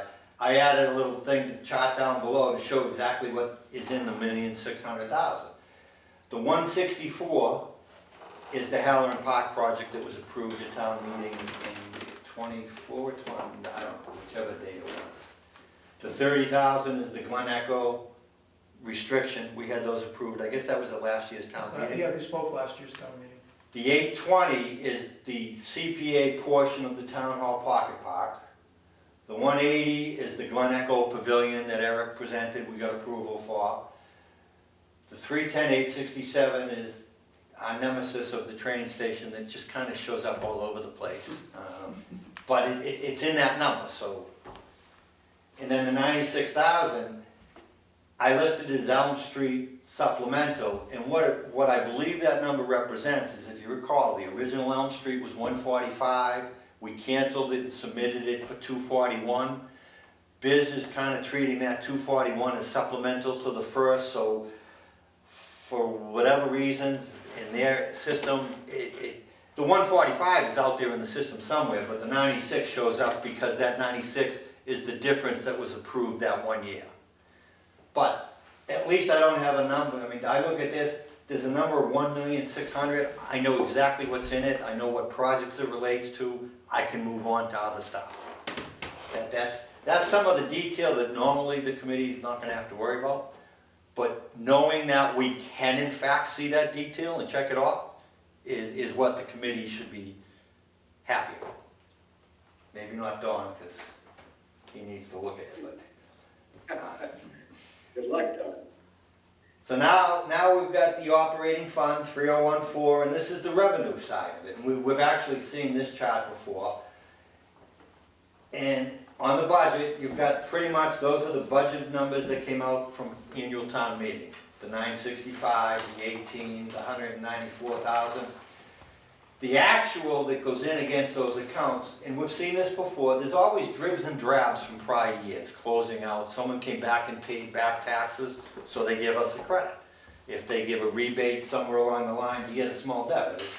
I'd consider the first 15 or so lines there as noise. Everything from the tax liens redeemed down to 2024. It's a small amount, it's a small credit, but we get that money, we deserve that money, but we don't really have to worry much about it. The big number is the $1,040,000. If you add those numbers down from the tax liens redeemed down to the surcharges from the 136,082 down to the 1040, that's the number we saw on the CP2. Again, that's a great thing because we know exactly where all that stuff comes. The interest and penalties, that 4,000 is the number we saw on the CP2. I mean, it's a good thing when it's in munis and it's on the CP2. The state revenue matches. But there's also this line for transfer from capital projects. There's our 141,918 again. That showed up as revenue, but it's a transfer. I still believe that should just be ignored because it comes out of 5040 into 3014. It's not revenue. It's just a transfer. But the way they fill this stuff out, it's there. So, and that 1383 was, I think, the same number we saw on the CP2, even though I don't think the 141 belongs in it. So now here's some detail on the munis transfer from capital projects back into the operating fund. So this is coming out of 5040 going back in, and there's our 141,917. There's the specific, and when I first saw these, I had Barry go back and verify these are in fact the projects we closed out. The numbers all match, they're all familiar. Unfortunately, the way some of this works, the descriptions aren't really accurate to what they are. The description there isn't telling you the project, but The first one's the fire station. the fire station, Freeman Street Fire Station, there was 111,000. The next one, the $2,000, I think was one of Dwight's sign programs.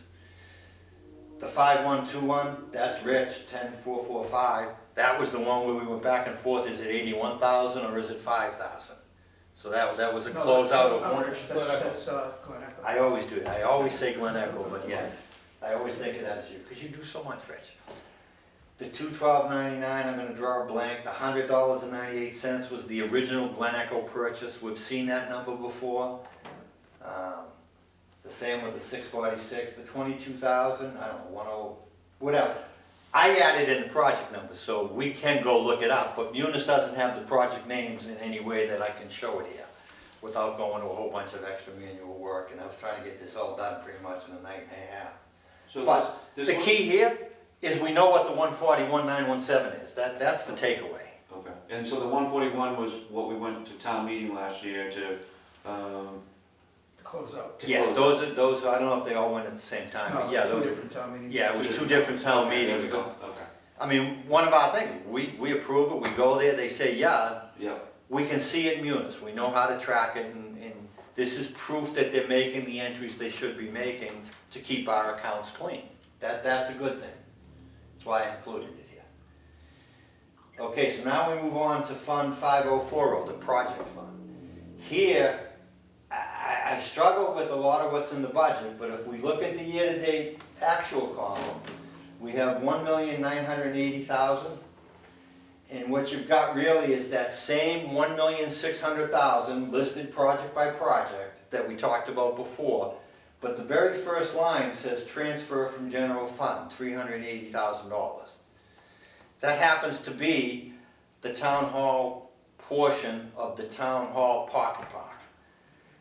It was a $1.2 million project, 820 was the CPA, and you can see the 820 down below.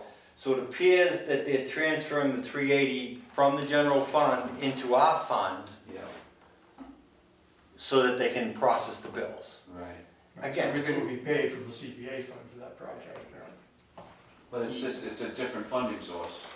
yeah, it definitely, it's not coming, I mean, Yeah.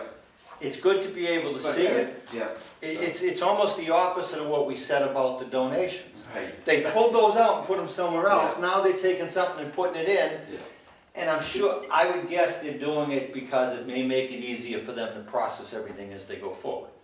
And that's okay, I don't have a problem with that, but I wouldn't count that as revenue. That's just a transfer. right. Well, the 1.6, the 380, I don't wanna count as revenue either, because it's not a CPA. I don't think that 380 should hit the CP2, but Right. we'll see what happens down the road. I mean, Yeah. this is okay, at least we know it's out there and we know what to look for. I could see it as an internal tracking, you know what I Yeah, mean? So, exactly, that's my point. Yeah, Some of what they're doing is because it makes sense for them on a processing way, right, but they have to, they really should explain that to us. They shouldn't give us reports and let us stumble over them trying to figure out why there's numbers here that we don't know what they are. So that, the footnote there just says, the year-to-date actual includes the transfer of the town portion, which was the 380, plus the 1.6 that we've already talked about a couple times. So again, it's a level of detail that in the past we weren't able to see it. Some of this we've seen earlier in the year. I had an update through May, I think, of the transactions. There was a lot less of them then, but there's basically 3 pages. The project number is off to the far right. Some of the detail in the accounts payable system you can see. Look at it, we're not gonna go through any detail here, but, you know, Rich, you've seen some of this stuff, but you got a question on the invoices that were charged to your project, aside from the ones that were pushed to the side, you should see them here. There is one that I wanna talk about on page 2, I believe, Barry. I just split it up to 3 pages, because there was 87 transactions. If I put it on 1 page, you wouldn't be able to read it.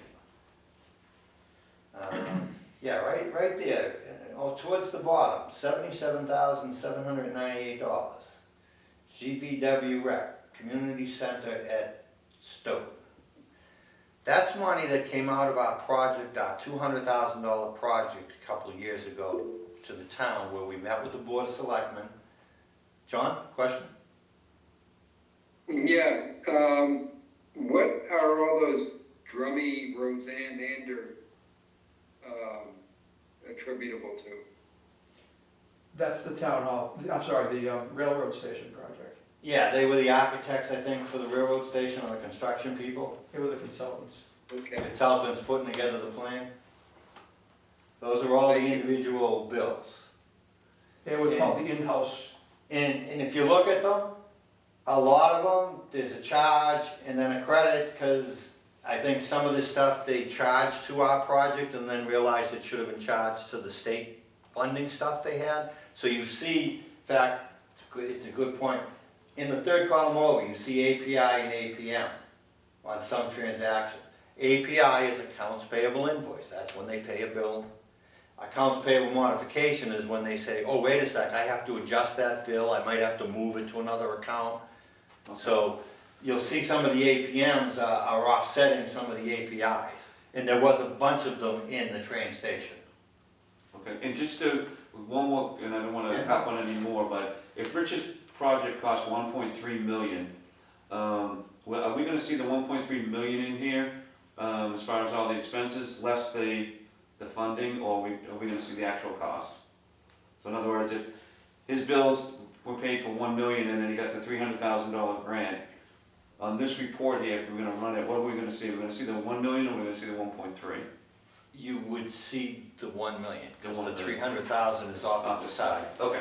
Keep in mind, what you're looking at here is 1 year's worth of invoices, so any project that crosses years, Yeah, it would be on a different. yeah, But as part of our closing process, the one we just talked about, right. I had built a database of all our accounts payable transactions so that we can pull them together. And again, aside from the gift and donation, so that we have a list of everything adding up to the total that we talk about. Perfect. And every project in the last year that we signed off and closed, we had that. Beautiful. I think that was- a list of invoices for every project. Yeah, Yeah. I think that was a big step in helping us feel comfortable. But anyway, that's $77,000 on the railroad station. I did send a note to Biz and said, can you send me the backup for that? And today I got a note, or yesterday I got a note from Biz saying, you have to ask Trish for that because she's the project manager. It's okay. So I sent Trish a note and said, can you send me this? Biz did put Trish on copy, but it's like, okay, you couldn't just send it to Trish and say, send this? I mean, she sent me it. And what that, it's a huge bill as part of the construction project, but the three things out of that bill, they said, couldn't be paid out of the state funds. And it covered some bond fees, the fees to issue the bonds that they issued. Let me look at the actual. Yeah, all it says is cross code 01006-115 bonds, $35,500. And then insurance, $35,498. And then another insurance, $6,800. So those are, I'm gonna say they're kind of soft costs Yeah, of the railroad, the $2 million railroad project. right. And just to clarify, by bond, that's not a borrowing. Bond is a security Yeah. to make sure that the contractor finishes So- the job. The question here, and they used the 200 grand we gave them to try to fix up the windows and floors and have everything done in 6 months. 2 years later, they used that to cover the soft costs of their renovation. I think you could make a case that it was not an appropriate use of our funds. I think their argument, and when we saw some of this, but this is the first time I've actually seen the detail on the bill, is, well, town meeting always uses this lane or take any other action thereof. And I think under that, take any other action thereof, they said, well, we can use the money differently than what we told the CPC for, we were gonna use it for. That irks me. I told Tom that face to face, that you, in my opinion, you misused the money. You may have done it legally because you did it under this clause, but going forward, I think the CPC should take a very close look when we're given the money as to what it's gonna be used for. In fact, some of you may recall, when we voted to give them that $200,000, I don't think you were on the committee then, Bob, but, or you, Rich, but it was pretty much an 8-to-1 vote, with little old me sitting here arguing that I didn't believe the town could do what they said they were gonna do for $200,000. I would rather give them money to put together a plan and come back to us with a real plan for what they're gonna do. Essentially, Tom kind of used the money in that way. So I'm arguing against something that I wanted them to do because it wasn't what we talked about, it wasn't what they asked for, anyway, And just. that soapbox Put a pin in is that, going because downhill. I want to review the depot and the exterior this year. Yeah. That's one of the conditions, so we make it very Yeah. clear that they Yeah, can't we'll have keep that, doing but- that. I just wanted to share that. So then here's the rest of the transactions, and you can see the 87 transactions for the 1,127,000, which I still maintain is the number we should have seen on the CP2. So that was there, again, just informational. Next page is, okay, this is, I mentioned on the CP2 that we had the fund reserve, and they reported for encumbrances, and they reported 1,200,184, and I've always seen that number on the CP2, and how do I even get a look at it? I figured out how to do it. It's all in these files if they continue to give us the file. But there's one in there that's Climate Action Committee, I think, but the description is cut off. That has nothing to do with the CPC. So that 50,000, and this is only reserved for encumbrances, not that they spent any money, so that's a project we gotta say, you guys gotta go move that money out of there, because that's not us. I felt great that I could tie the number out, especially because otherwise we would never have known the $50,000. Right. It gets lost in this file of 41,000 lines, but, am I scaring you yet, Dawn? Is he still on the phone? Okay, and then another, I talked about the reserves, and so here I took just a quicker snapshot of the reserves, and I showed what they reported, well, what the actual was, and Barry and I can laugh at that because we had a long conversation about it. But the number on the CP2 in 2024 was 252,000, and in 2025 it's 28,000, which would imply that we spent $224,000 out of that reserve, which is really $340,000 because we also put 10% in of the year, so it's a bigger number than that. I don't have the detail to see that. I can do the math and say that's what it has to mean, but I want to see the detail. Down below, Wait, last year, didn't we include some bond payments that were under the open space category? every year we've included like the $80,000 or so. No, I don't mean that, I mean some of the other payments that were came out of the undesignated fund originally. We decided that we might as well pay the bond, what do you call it, the bonding expenses out of open space and work that number down. I think we did that last year. In the budget every year, the only thing we put against the open space reserve was the Glen Echo principal and debt service payment.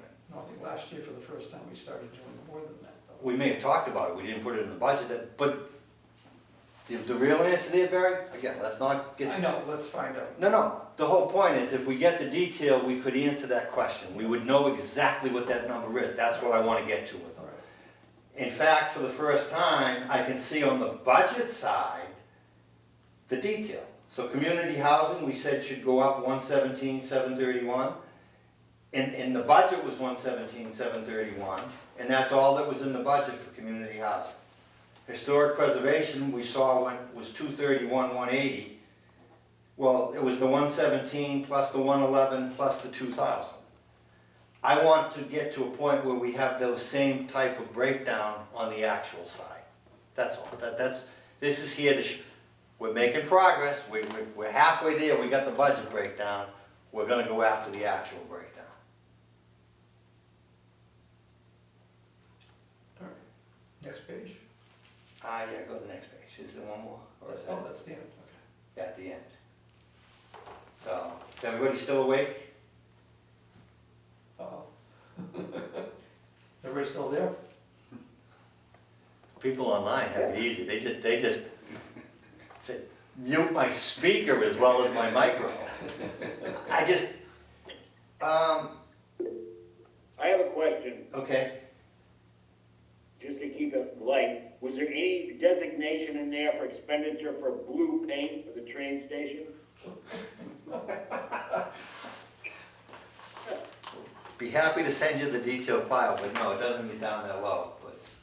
But All right. I know it is. Some of it. Was there another number under there, Barry?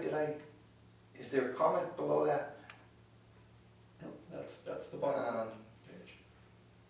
I thought I had a page where I showed the reserve and the undesignated fund. It's gotta be back there. I probably skipped it when I talked about it, but let me see. I have it caught. Because that answers one of the questions of what the whole point of this thing was. Yeah, go back to page 5. We had it where we had the CP2 reserves. And to the bottom of this page. So the 3 category reserves add up to the 1,642,000. The undesignated fund balance of $1 million, now I adjusted it down to reflect the correct debt service, the correct payments up above and whatnot, so it's a little lower. But those two numbers added together is about $2.9 million. That's the starting point of what we have available to spend at the end of fiscal year 2025. Right. So what it doesn't include is anything spent this year before town meeting or before the end of the fiscal year. It doesn't include fiscal year 2026's revenue Our revenue, or fiscal 2026's expenditures. Right. One assumption we can use, and kind of fits into what we just looked at, I don't know the number off the top of my head, but it's somewhere around $1 million, a little over $1 million, $1.2 million. The revenue. The revenue. Yes. Well, the expenditures are probably gonna be somewhere around $1 million. We saw that there's $4 million in unspent already approved, so depending on how fast those projects go, we could easily spend another $1 million. So we could, for simplicity, let's assume the revenue and expenditures are gonna net out for fiscal year 2026, which means we're carrying roughly $3 million into 2027, and we have another, call it $1.3 million of revenue in 2027. So we've got about $4 million, a little over $4 million, I think, is the answer to the question of how much do we have to spend? It's not the 8 million because, basically because 4 million of that is already, actually 5 million of it, the encumbrance and expenditures are already It's already spoken for. spoken for. Yeah. But we do have another year's worth of money coming in.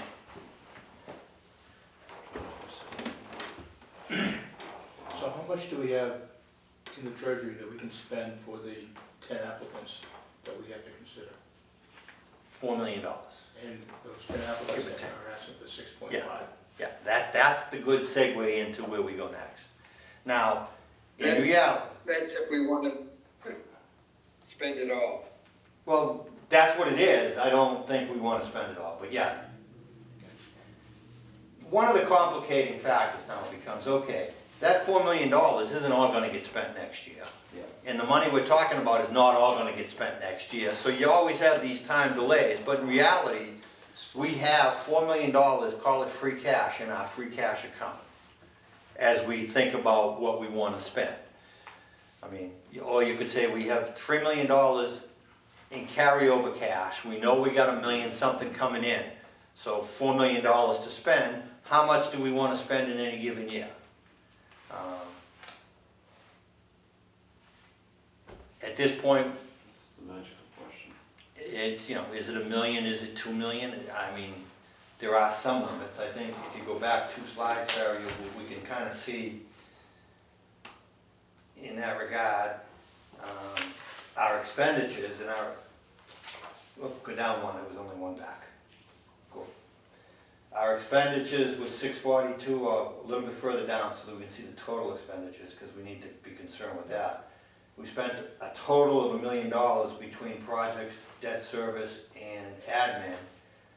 But then we only spent 600, 800, but probably close to $1.5 million last year.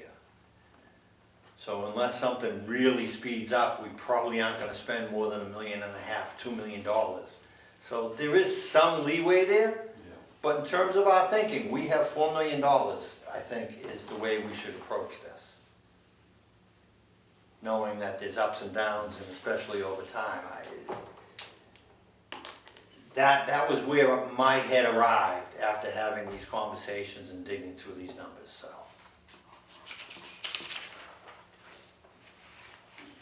Anybody else dare ask questions and prolong this conversation even a little bit more? Thank you for putting all that together. That's, You're welcome. It's, I think it's I've always thought it's an important piece of what we do, and I've always felt that was really the area that I've been able to contribute to the committee over the years, so. Yeah, let me just say, Michael has done a lot of work and yeoman's work, and not only drawing from his experience in his, profession, but also having been here and doing this for a number of years, so. It helps to have all that background, that consistency, seeing what was going on year over year over year. But I will say it has been difficult getting the information that we need to do this, to know how much money we have. This information we had basically just came at the end of the day yesterday. yeah. Certainly as far as getting to the number, the key number we wanted, that just came in last night at like 5:30.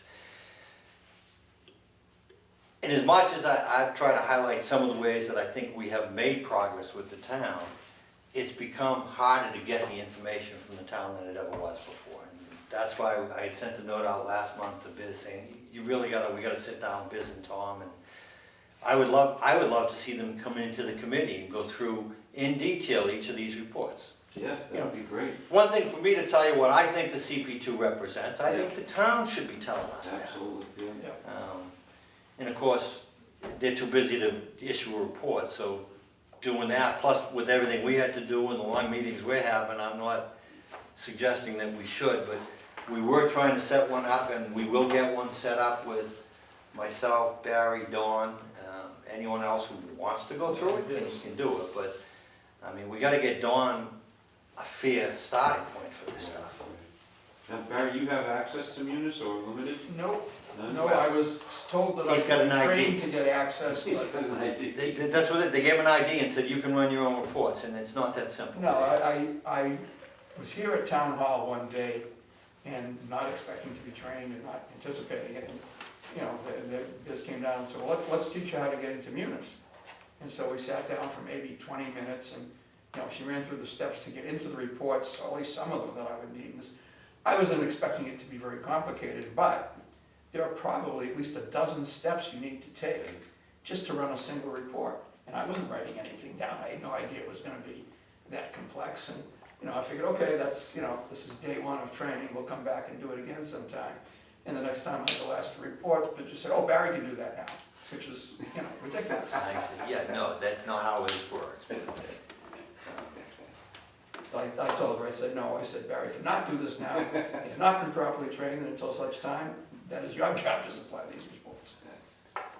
And the difficulty, the other side of what I just went through in great detail is, I'm gonna suggest the quality of the information in these reports is not as good as it once was, which just makes this that much harder.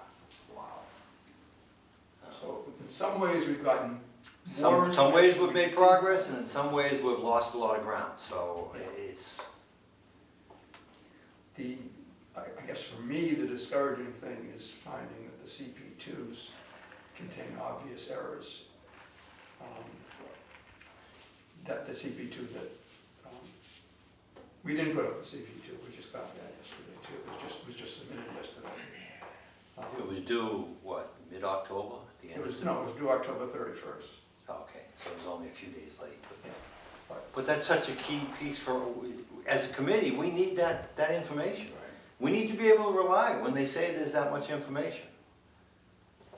And yes, there are some signs we're getting there, but there are some issues, so.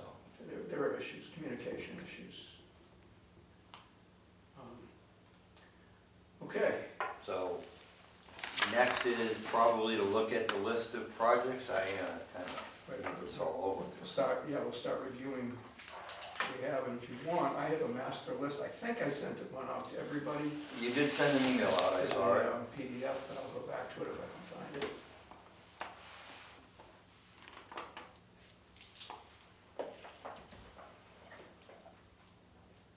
Hang on.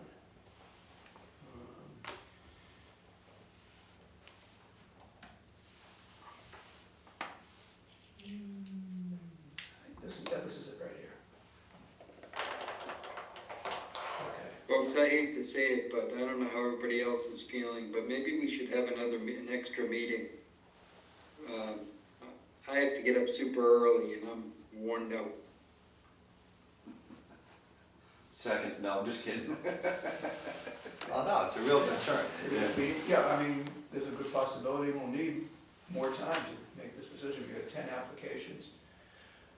People are asking for $6.5 million, and we have, at most, almost $4 million to spend. So yeah, we're gonna have to do some serious cutting. Right, can we assume though that the 2 million for the, theater is, we can cut that out right now? I don't know if I think we can assume that, it's something we could do. I think it probably is worth discussing. Well, given the fact that the town has done what they've done and town meeting voted overwhelmingly to support it, well, I mean, 2-1, 3-1, I heard, for us to then be, in any way, come up with money to fund the theater when they're demolishing it, just makes no sense to me. You certainly are not wrong, Dwight. Other comments though, I mean, other people on the committee, how do you feel? Well, they're asking for $2 million, of which $1 million is towards the acquisition of the property, and the second $1 million is towards its renovation. So the first $1 million, if that gets approved, then that would trigger the need for a historic preservation restriction. And if the second portion, which is the renovation, didn't happen, and the building had to be sold, that might put a considerable crimp on the resale value of the building. Well, I think I tried to make that point last month, that a huge concern I have, and I've said this to John and some of the folks he's working with, I don't want to risk losing CPC money on a project that if we went around the room and anybody thought it was more than 10% likely to happen, as much as I think everybody in the room would say, yes, it would be a great thing for the town of Stoughton if we could renovate that there. Right, absolutely. It would really go a long way towards the start of a downtown revitalization. But I don't think anybody would give it a very high percentage of ever coming there. So putting money, yes, the argument John was making, or at some points, is it didn't work last time because we didn't own the building and people at town meeting were hesitant. Okay, that is somewhat true. I mean, but buying the building, if he could buy it, he doesn't know he could buy it for $1 million. So putting that $1 million up, and I said to him, you're going to trigger an historic preservation restriction on it, which means you can only use the property for a theater. So now you've got to sell it for your $1 million to be used as a theater to someone else. How do we get our money back? I'm not comfortable risking us losing any money. And that's probably the same thought process this committee had years ago when we gave them we approved $500,000 as kind of last in money. Right. We weren't risking anything. Right. Well, so I don't know. I mean, that just is a tough buy. I don't know legally if there's anything they could do to protect it. Yeah, this is the master list of all the projects. So, yeah, but... Yeah, I mean, this committee did something, I think, well, two things actually, very wise. The last time we had an application with the State Theater, number one, they made sure that the money that was granted was last dollar in. In other words, it would only be granted when the occupation permit was issued. And that's at the end of a project, and the building is basically done. And the second smart thing they did was they put a time limit on it. They said this is only good for 7 years. And those 7 years ran out. Wow. And I didn't realize that. And then more, 5 more years have probably run out we since then. rescinded the, Yeah, no, I mean, the thought process was there. John Morton had us going in the right direction, but I guess what I'm trying to get a sense of, we know Dwight. how do other people feel? Do we can table it till, I mean, December, which, I don't know, I mean, the one argument in my mind is that that I would have, is we do not need to make town meeting's decision final. We can let town meeting be the ultimate decider of whether or not it's worth investing in this. Right. If we were gonna go in that direction, I would want more guaranteed protection of CPC funds than we have on the table today. Absolutely. So I'm not arguing we should go there, but that becomes one alternative, and we could throw in contingencies to do all that. Or we could just say, you know what, it's not going anywhere, and we don't wanna waste any more of our time. As much as I think personally, we probably all hate that idea, realistically, it may be the best thing to do. Go ahead, Dwight. Yeah, and I've come to that conclusion. I mean, and also given the fact that the town voted to demolish the theater, right? I mean. Well, yeah, in addition, That, go ahead. that just to me makes it a no-brainer. I mean, for us to then give money in the face of them doing that, I mean, arouses questions of, well, why is the CPC undercutting what the town voted to do? I just see it as a lose-lose proposition. I don't see any reason why we should consider this any further, frankly. Keep in mind, okay, I'm sorry, finish, Dwight, I'm sorry. Well, when the historical commission, three of them voted in favor of it, and I voted no, and I said I'm gonna be saying no at the CPC, and I'm saying no now, and it didn't work economically before, and the town voted to demolish it. It's like, that's it for me. My counter argument there, and again, it's just proposed, not actually making, the town undercut themselves by saying, well, we're really only doing this to make the theater manager do something. However, the thing I did not, and I didn't see the fire chief's presentation, but the answer that Rich gave us earlier is the fire chief pretty much said, it's getting demolished, one way or the other. Right. And that certainly strengthens what Dwight just said. Don Brady's got a question. It's not a question, it's more of a comment. Okay. The thing about this whole theater thing is, they can't start anything fundraising or anything to do with the building until they own it. But that puts anyone that's going to, whether it's us or anyone that's going to invest in this, in the position of, I gotta front all this money with the hopes that all this the rest of it will be funded, and all the tasks that have to come out after the fact are gonna be done. And that's not acceptable. I mean, like for example, if you presented this to me, I wasn't CPC, I was just a capital person. And they said, if you give me $2 million, I'll get the other 10 million, 12 million, whatever it is, after I own the building. You can't do that.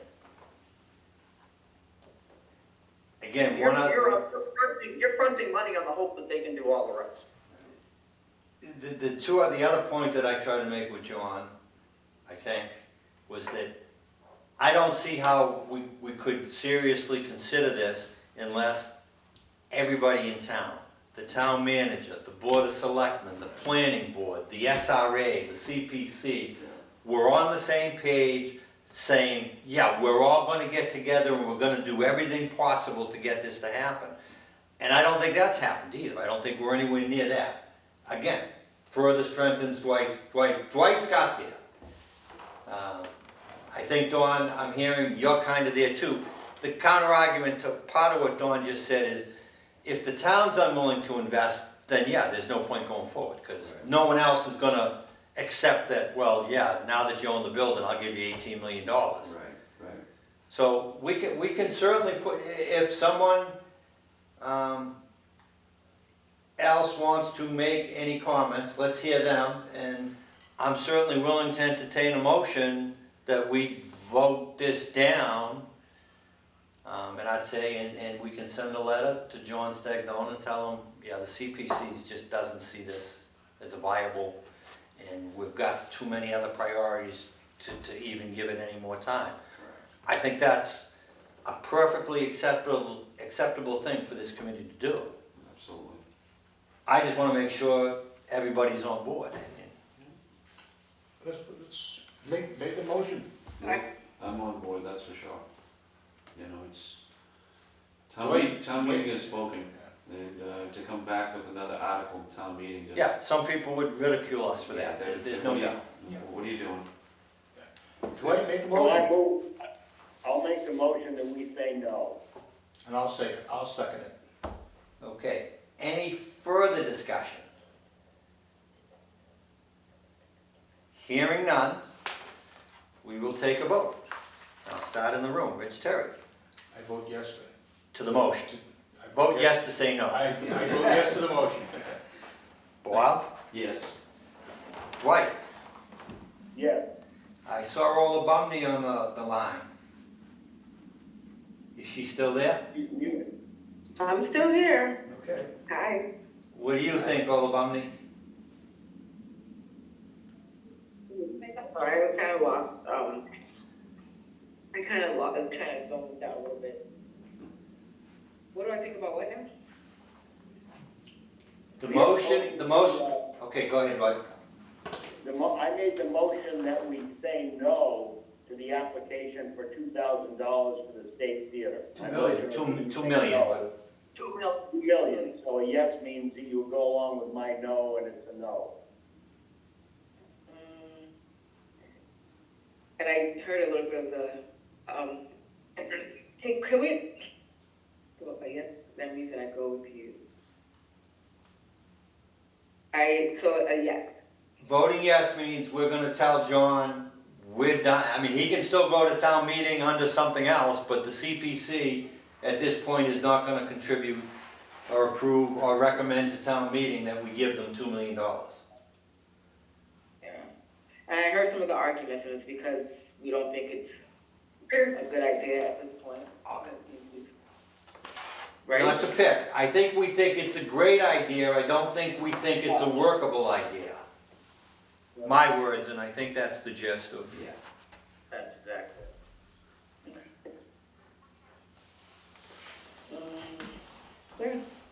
Yeah, so a no. So a no to town hall about CPC approving funds. You're voting yes to Yes. decline the application. Yes. Okay. Larice? Yes. John Lenahan? Having sat through the presentations at town meeting by the fire chief and the building inspector, they say the building's falling down on its own anyways. I vote yes. Yeah, no, that I think was a key turning point, for sure. Don Brady? Yes. Okay, and the chair will vote yes as well. Okay. Eight votes in favor of Dwight's motion. Okay. To decline that To application. decline that motion, that application, I will send a letter to Mr. Stagno. I do feel bad for the town, but I just don't see what we can do, to be honest. And I think that's what I'm hearing from everybody else. That, You wanna just take them in order? Yeah. Guys, I'm gonna have to. yeah, I think we just cut the list down to $4.5 million. We can talk about it in December. I don't know if we probably Or do would we be wanna have better. another meeting, I or- think we should have, I wonder if we should have a dedicated meeting. I cannot do it the third Wednesday of the month, though. What's next week like, next Wednesday? Today's the first Wednesday, so the second Wednesday would be the 12th. I suppose we've given one of the applicants till next meeting to supply further information.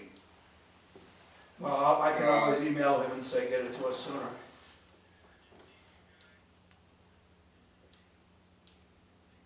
Yeah, he was talking about getting it by next week. So we could do, well, actually, no, I think the fourth Wednesday would be the, 26. It's the day before Thanksgiving. Yeah. That's not gonna work. I should be on a plane coming back from Aruba that I day. guess next week is the other Wednesday in the month that's left. And John can't, Do we have to do a Wednesday? no. Is there a different night that works for people?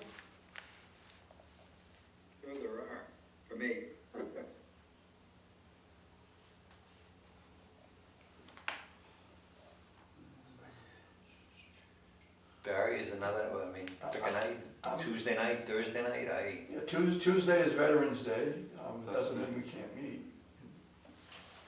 Oh, I'm talking about next week, I'm sorry. Is next Wednesday good for people? I can't do Wednesday. Actually, that's not good for me. I got the SRA. Okay. How about Tuesday the 18th? I can, oh, no, I can't do that. I can do Monday the 17th. So that's fine with me. I can do Monday. Fine with me. Me too. I can do Monday the 17th. I may do it remotely. Yeah, I may be doing it remotely too on that day. And that's okay, that's, we can have a discussion remotely, and I think No, actually I can be here. Never mind. the only thing on the agenda will be discussing the proposals. We may be in a position of not having the final piece of Sudier's, and we don't have to make final decisions that, we can certainly whittle our list down. Yeah, well, he's last on this list anyway, if we're gonna take him in order. Rather than waiting till the December meeting, I'd like to make a motion that we have our next meeting on this Monday, the 17th of November. Second. Okay, all in favor, let's go around the room. Bob? Yes. Rich? Yes. John? Yes. Larice? Yes. Dawn? Yes. Dwight? Yes. Olabumdi? Yes. And chair votes yes. Okay. So we will schedule a meeting to cover off this further discussion of the recommendations. In the meantime, maybe we'll get some updated financial stuff. If we do, then I will make sure we have it. Yeah, I'll send well, let me ask you this. Should I let Sudhir know that we'd like it a week, well, let's see, if he can get it to me like on the third, no, it's not gonna be for me. Yeah, if he can get it to me by the 13th, let's say, which is next Thursday. I don't see why we can't make that work. Well, he said he could get to it, within a week. He said a week, Yeah, so so let's keep it, take it as just a word. let him know, tell him that Okay. we need it. That'd be the 12th? Yeah. Okay, so we'll need it by the 10th? Yeah. Okay, We'll need it by the 10th. well, because that's a week ahead of the 17th.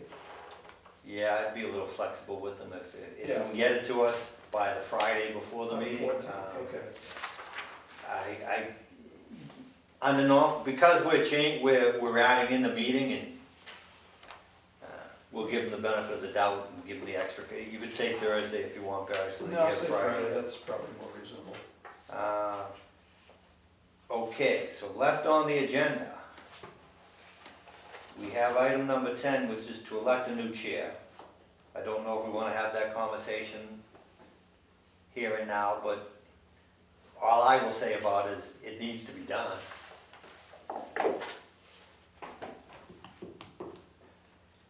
And hearing no response, the other item was other anticipated new business, and I know our emergency matters, and I don't know of any. If anyone else has any, now's the time to bring them up. Hearing none, we have the next meeting date, which we just established as the 18th, and Yep. that brings us to adjournment. So everybody's Move to adjourn. favorite motion, didn't even let me say that. Second. Second, okay, any discussion? Hearing none. We'll go around the room. Rich? Yes. Bob? Yes. Dwight? Yes. Olabumdi? Yes. John Lenahan? Yes. Larice? Yes. And Don Brady? Yes. Dawn, could you stay around after the meeting? Sure. Okay, thanks.